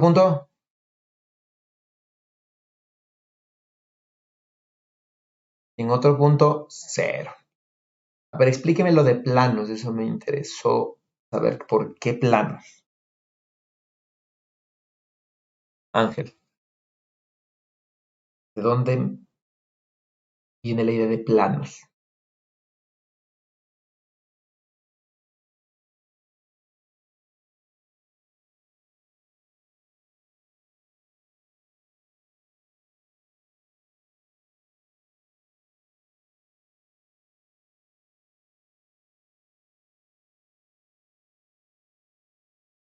Ya, bueno, en ese caso sí, pero la sección transversal aquí que usted está hablando resulta ser un punto, porque la carga no tiene tamaño. Llegaría a esto. Llegaría a esto. Entonces, esa es la carga, ¿no? Esa es la densidad de carga y la densidad de corriente, ya para una carga puntual. Y entonces ustedes pueden tener justamente eso. Sí, pueden tener, ¿no es cierto? La densidad de carga, que es Q por una delta de Dirac en esta posición, nada más que la carga si va variando su posición en el tiempo. Y su posición en el tiempo, por ejemplo, simplemente digamos que es velocidad por tiempo en la dirección Z.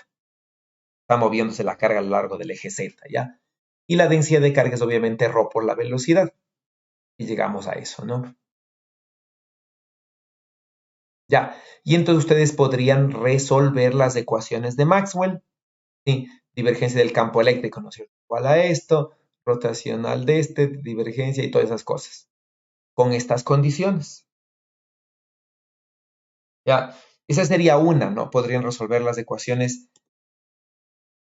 ¿Podrían aplicar las leyes de la electrostática y magnetostática aquí?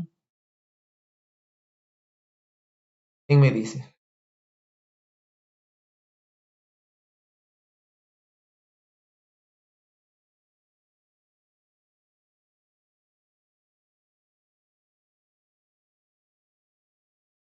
¿Qué dice Alison Baca? ¿Podría aplicar las ecuaciones de la electrostática? Tengo una carga, entonces tengo el campo eléctrico que es el de Coulomb.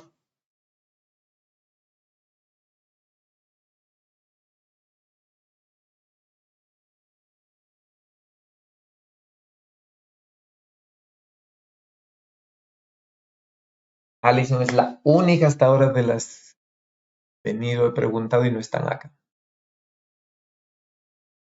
Eduardo Las Luisa, cuénteme usted, dígame.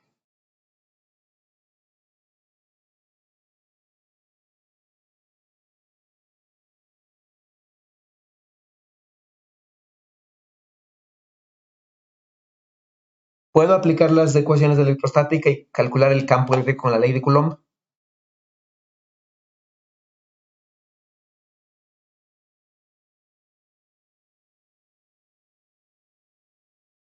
Eduardo, no le oigo nada.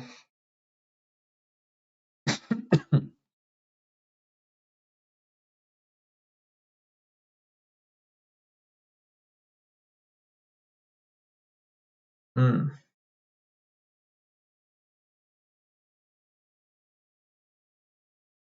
a ver, ahí ya le escucho. Dígame, ¿por qué no?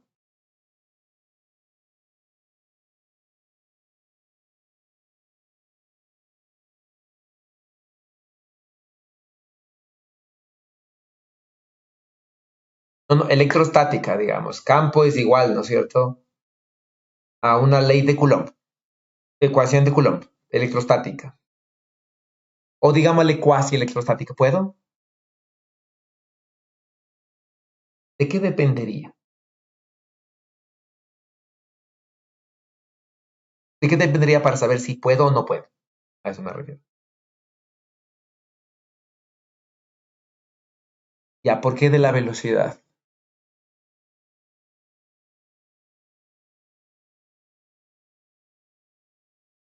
Creo que me respondió Joel, ¿no es cierto? ¿Por qué de la velocidad?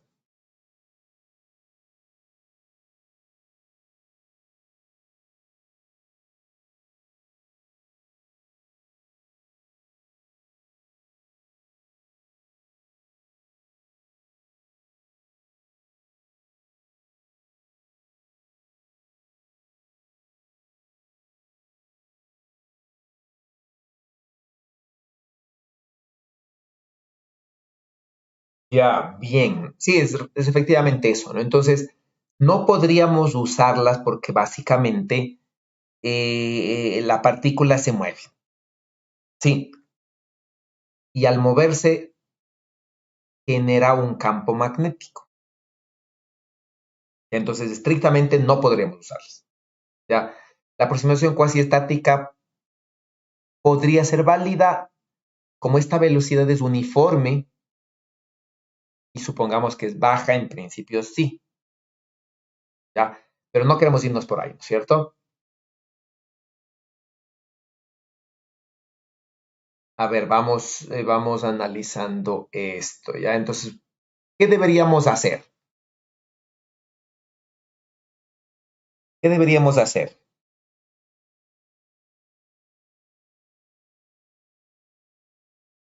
Vamos a mí, mm, ay, caramba, me salió esta cosa. ¿Qué deberíamos hacer? Vamos a ver.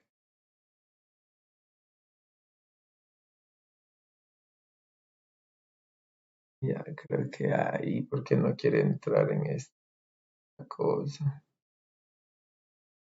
Bueno, ya creo que se dañó ese último intento. Déjenme ver. Vamos a ver acá. Y acá, ¿por qué no puede? Hmm, ah, ni modo. Tendré que arreglar después. ¿Qué deberíamos hacer? Vamos a plantear, ¿ya? ¿En qué gauge quieren trabajar? ¿En qué gauge trabajarían?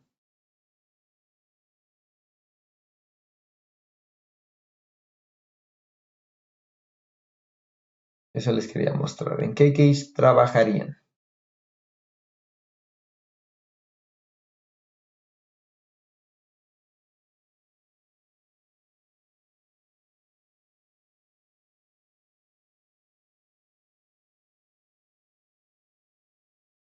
Ya. ¿Y por qué sabe que se está anulando la divergencia del potencial vectorial? De hecho, pueden trabajar en el que quieran, ¿no? Pero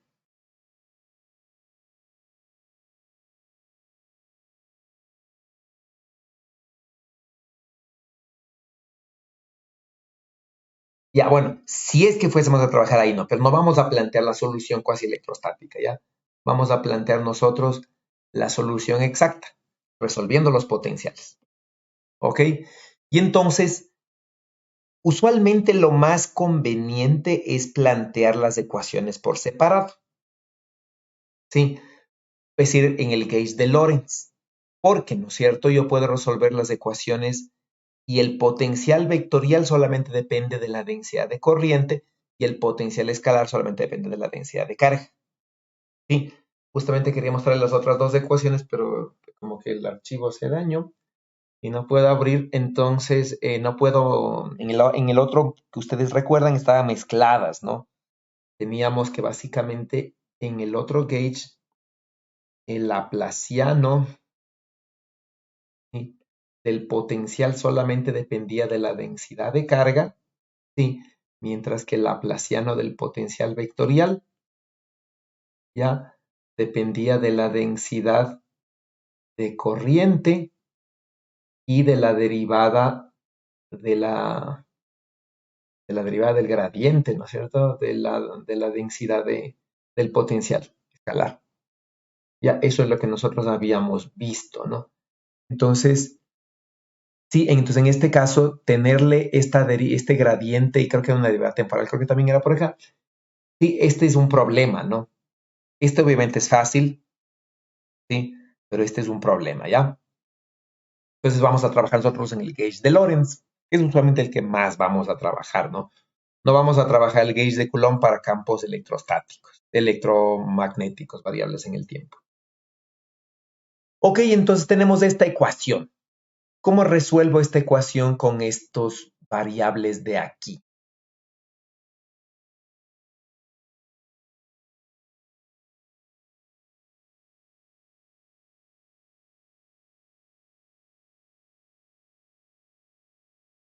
¿Qué dicen? ¿Qué es lo que hago? Entonces, se puede hacer un cambio de variable, ¿no? Como tenemos, como tenemos nosotros un movimiento uniforme,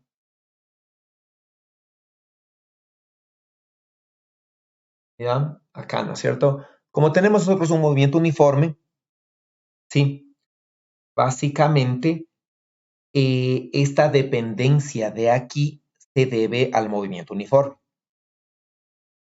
sí, que está a lo largo del eje Z, ¿no? Y entonces yo tengo variación, yo tengo derivadas, digamos, de X y Z aquí, ¿sí? Y derivadas del tiempo acá. Por otro lado, ¿no es cierto? Yo tengo X, y Z mezclado con T aquí. ¿Qué podría hacer?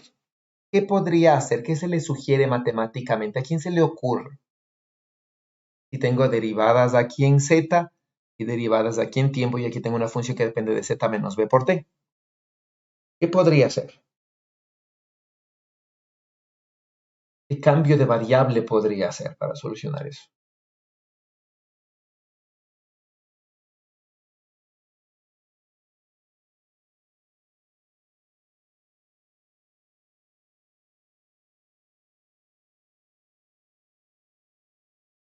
Cambio de variable, nadie.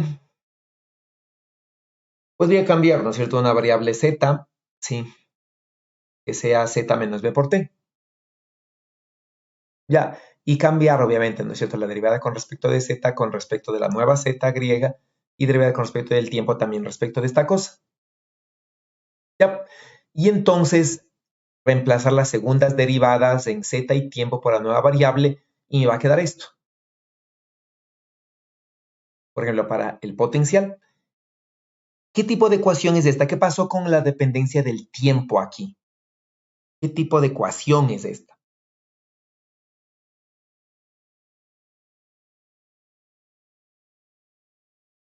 Por ejemplo, si le comparamos esta ecuación, ¿no es cierto?, con la ecuación de Laplace, con la típica ecuación para una carga puntual, ¿no es cierto? Tenemos segunda derivada del potencial con respecto a x, y y z, ¿ya? Para una carga puntual, por ejemplo, que se encuentre en cero. ¿Cuál es la diferencia? ¿Cuál es la diferencia entre estas dos? Esta es la ecuación de Laplace para una carga puntual quieta en el origen y esta es mi nueva ecuación de Laplace. ¿Cuál es la diferencia?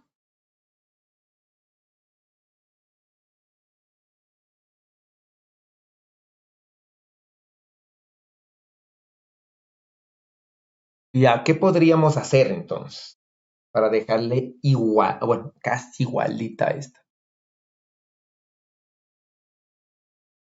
Eh,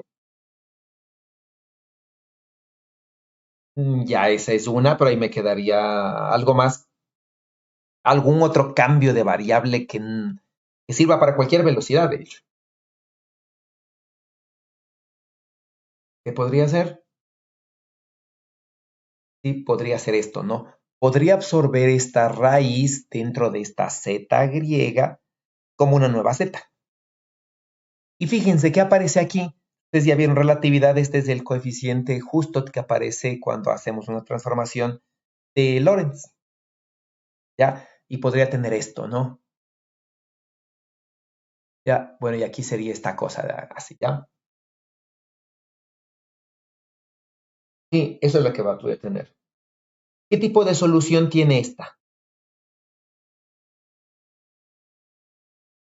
¿Qué tipo de solución tiene, no es cierto? Esta solución que era el potencial, ¿no es cierto? Era simplemente la carga sobre la distancia, ¿no? X cuadrado más Y cuadrado más Z cuadrado. Esa es la solución. ¿Ya? ¿Qué tipo de solución tiene esta entonces? La misma. Sí, es la misma, ¿no es cierto? Carga, sí, y la distancia acá. Pero, como aparece, ¿no es cierto? Como aparece una nueva, estos dos cambios de variables, de aquí aparece este coeficiente gamma, ¿sí? La nueva solución exacta es esta, ¿no? ¿Por qué? Sí, ¿por qué? Sí, cuando ustedes tienen una delta de Dirac de una constante, es esta, justamente esta raíz, por z', esto de aquí no es nada más que esto, ¿no? 1 sobre la raíz de la delta de Dirac de z', por leyes de las derivadas, de las estas, ¿no? Entonces, en vez de esta delta de Dirac, yo pondría esta delta de Dirac. Y entonces esta raíz se puede asociar a Q y se hace Q por gamma, ¿ya? Y se queda esta como solución.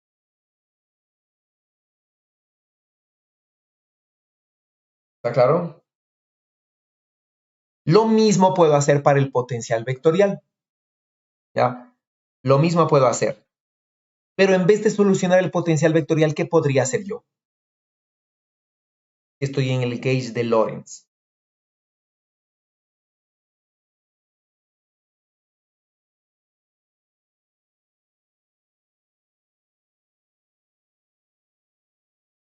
¿Qué podría ser? Tengo varias formas de solucionarlo. Puedo solucionar esta ecuación, ¿ya? Puedo solucionar la ecuación del gauge de Lorentz.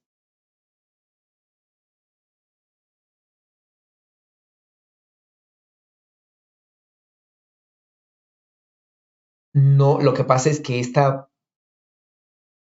fuente, esta fuente mueve con velocidad constante, no es armónica. Sí, entonces, como no es armónica, no puedo pasarme al espacio de frecuencias tan fácilmente.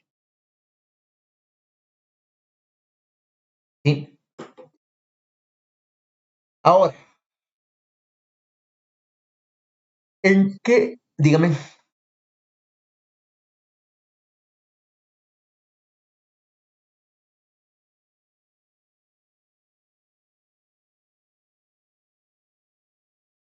Sí, en principio, sí, lastimosamente no puedo mostrarles porque se me cierra el programa.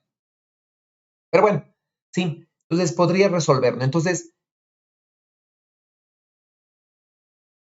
A, sí, A depende de J, ¿no? Esto digamos, sabemos qué es esto, ¿no? Sí, A depende de J. ¿En qué dirección está la corriente aquí? ¿Qué pasa si la dirección de la corriente está en Z? Solo en Z. ¿Qué debe pasar con A, con el potencial vectorial? ¿Qué habían visto ustedes de magnetostática?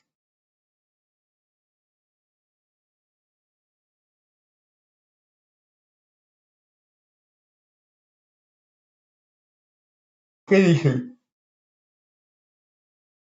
Si tienen una corriente, ¿no es cierto?, que esté viajando solamente en la dirección Z.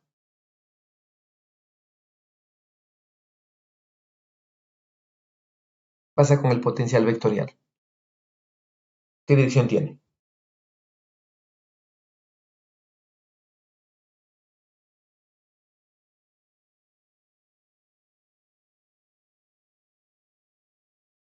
El campo magnético es circular.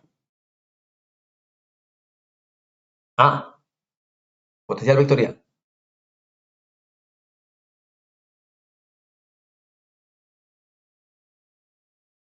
Ya matemáticamente aquí es igual.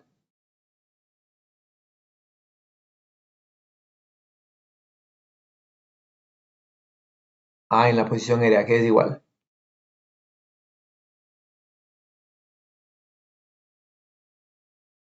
¿Nadie? ¿No se acuerdan?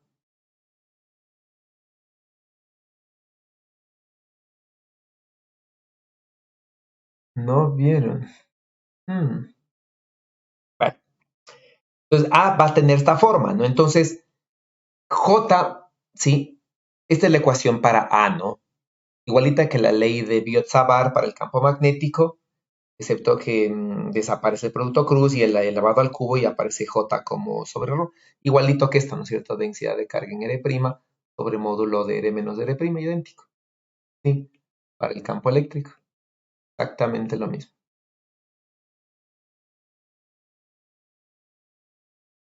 Ya.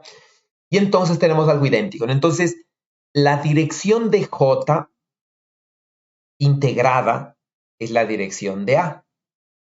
Pues en este caso, ¿no? Si J solamente va en la dirección Z, ¿sí? No importa cuánto valga la integral, esto va a tener solamente dirección Z, no hay otra. ¿Sí? No hay otra forma, ¿no? Entonces, y es que la corriente solamente va en Z, ¿no es cierto? Porque la carga solamente se mueve en Z, el potencial vectorial solamente deberá tener una componente en Z, que podrá depender de X, Y o Z. Sí, y sí, ¿no es cierto? La ecuación de Laplace es así, que depende de Z menos B por T. Esta deberá depender de Z menos B por T. Ya, y entonces yo puedo plantear esto, ¿no es cierto? Para el potencial en Z y reemplazar acá,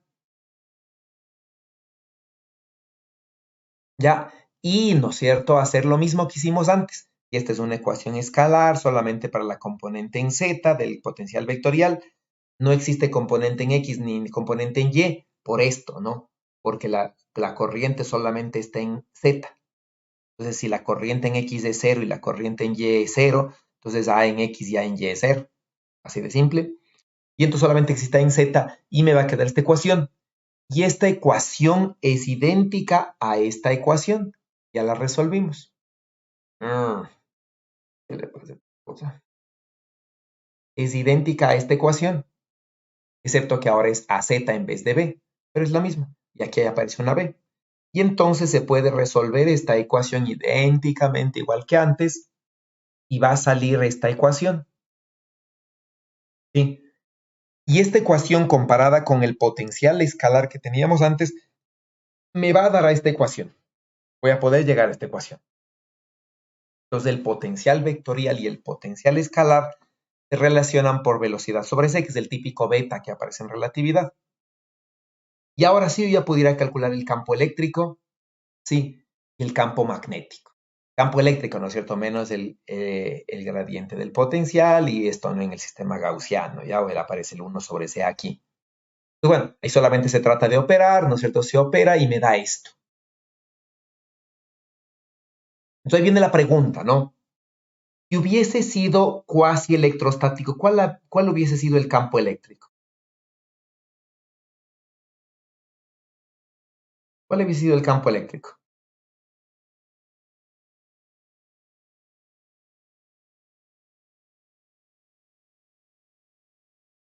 ¿Qué dices? Si hubiese sido cuasi electrostático.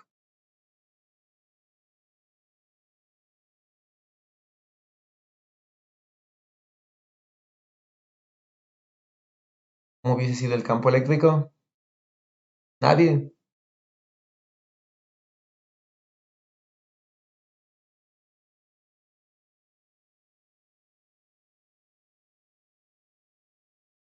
Así hubiese sido el campo eléctrico. Ya. ¿Qué notamos de diferencia entre estas dos ecuaciones? Esta es cuasi electrostática, utilizando la ley de Coulomb, ¿sí? Simplemente con la posición de una carga que se mueve. Entonces, en vez de que la posición sea fija de la carga, la posición se mueve con velocidad menos v por t en la dirección z. Entonces, ahí está, la aproximación cuasi electrostática. ¿Qué notamos de diferente?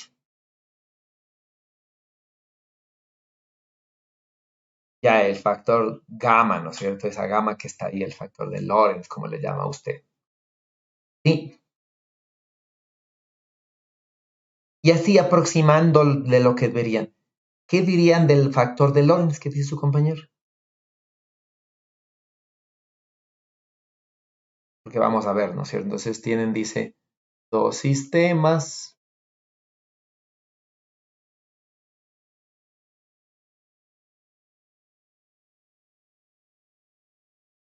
Ya,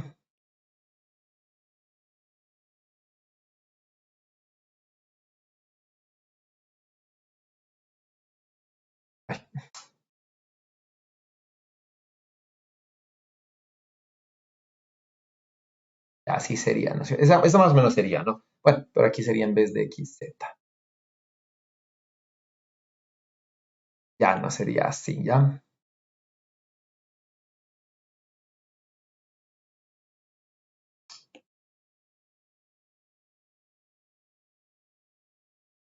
Ya. Entonces, esto es lo que me dicen, ¿no es cierto? Las transformaciones de Lorentz.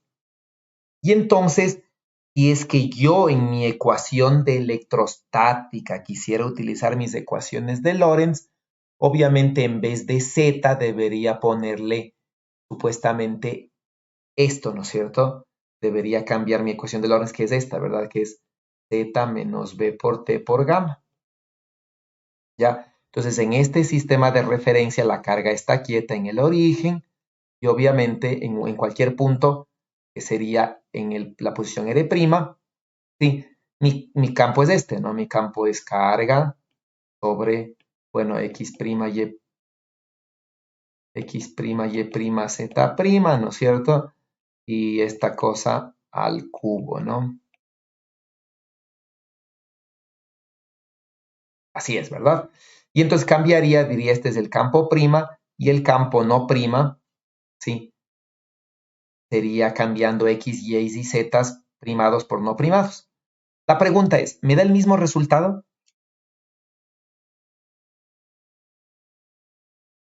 ¿Qué dice?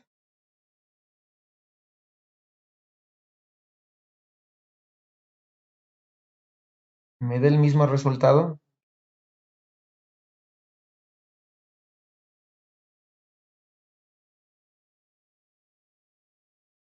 Ahí está. ¿Me da el mismo resultado? ¿Sí? ¿No? ¿Por qué?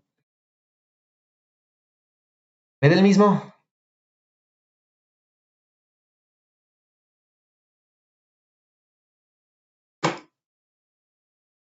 Juan Javier Naranjo, ¿qué dice? ¿Me da o no me da el mismo?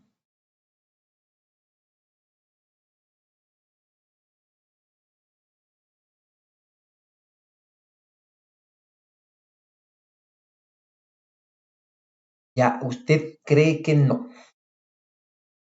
No, ¿no es cierto? ¿Dónde me da lo mismo? Véale bien. Dale esta, dale esta.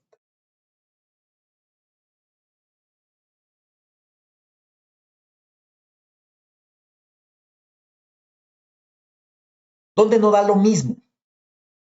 ¿Sí? ¿O dónde da lo... Perdón.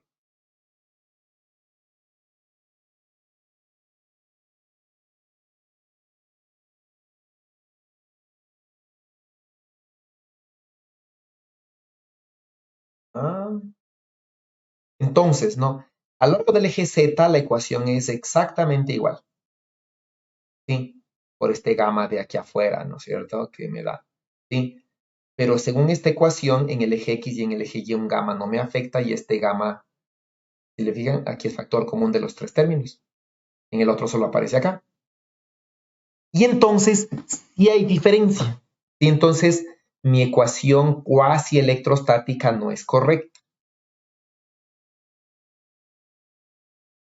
Ya, y entonces, de hecho, ¿no es cierto? Yo puedo hacer unos cambios de variable y lo primerito que vería es que mi campo eléctrico ya no forma campos iguales en forma de esferitas como antes, y de sencillo. Sí, de hecho, ¿no es cierto? En esta parte en verde lo que se está tratando es de escribirle el denominador como x cuadrado más y cuadrado más z menos b cuadrado, y que sería este ¿no? Sí, bueno, se hacen los cambios y se logra llegar a esta cosa y se logra establecer entonces el campo eléctrico se puede escribir así. Este es el campo eléctrico de Coulomb, ¿ya? R sobre R cubo, ¿no? Y donde R manuscrita es la posición donde estoy calculando el campo menos la posición de la carga Q al tiempo actual. Y aquí hay un factor así. Y entonces las formas, ¿no es cierto?, del campo eléctrico sobre una esfera centrada alrededor del campo eléctrico, el campo eléctrico no es homogéneo, es más grande en la dirección ortogonal al campo eléctrico y conforme me bajo a la dirección, en la dirección de la velocidad de movimiento es más pequeña. Y es la forma, ¿no? Y en cambio, si dibujo las superficies que me den el mismo campo eléctrico, si la velocidad es baja es casi una esfera y mientras más grande es la velocidad se deforma más.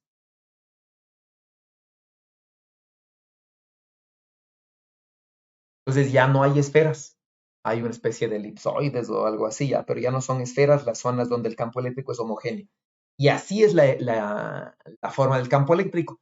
Y esto se puede expresar como las típicas de estas funciones en los cuadrados, en coordenadas polares. Así es la magnitud del campo eléctrico, la amplitud del campo eléctrico. De una carga con velocidad relativista, por ejemplo, porque esta solución es válida para cualquier velocidad. Y obviamente, ¿no? Para velocidades bajas, esta solución la podré aproximar a esta solución o cualquier cosa parecida. ¿Ok? Bueno, quedamos ahí por ahora, ¿no? Muchas gracias por su atención y nos vemos el día de mañana nuevamente de forma virtual.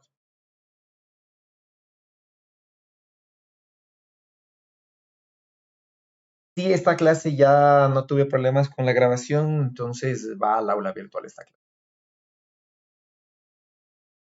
Ok, pues hasta mañana.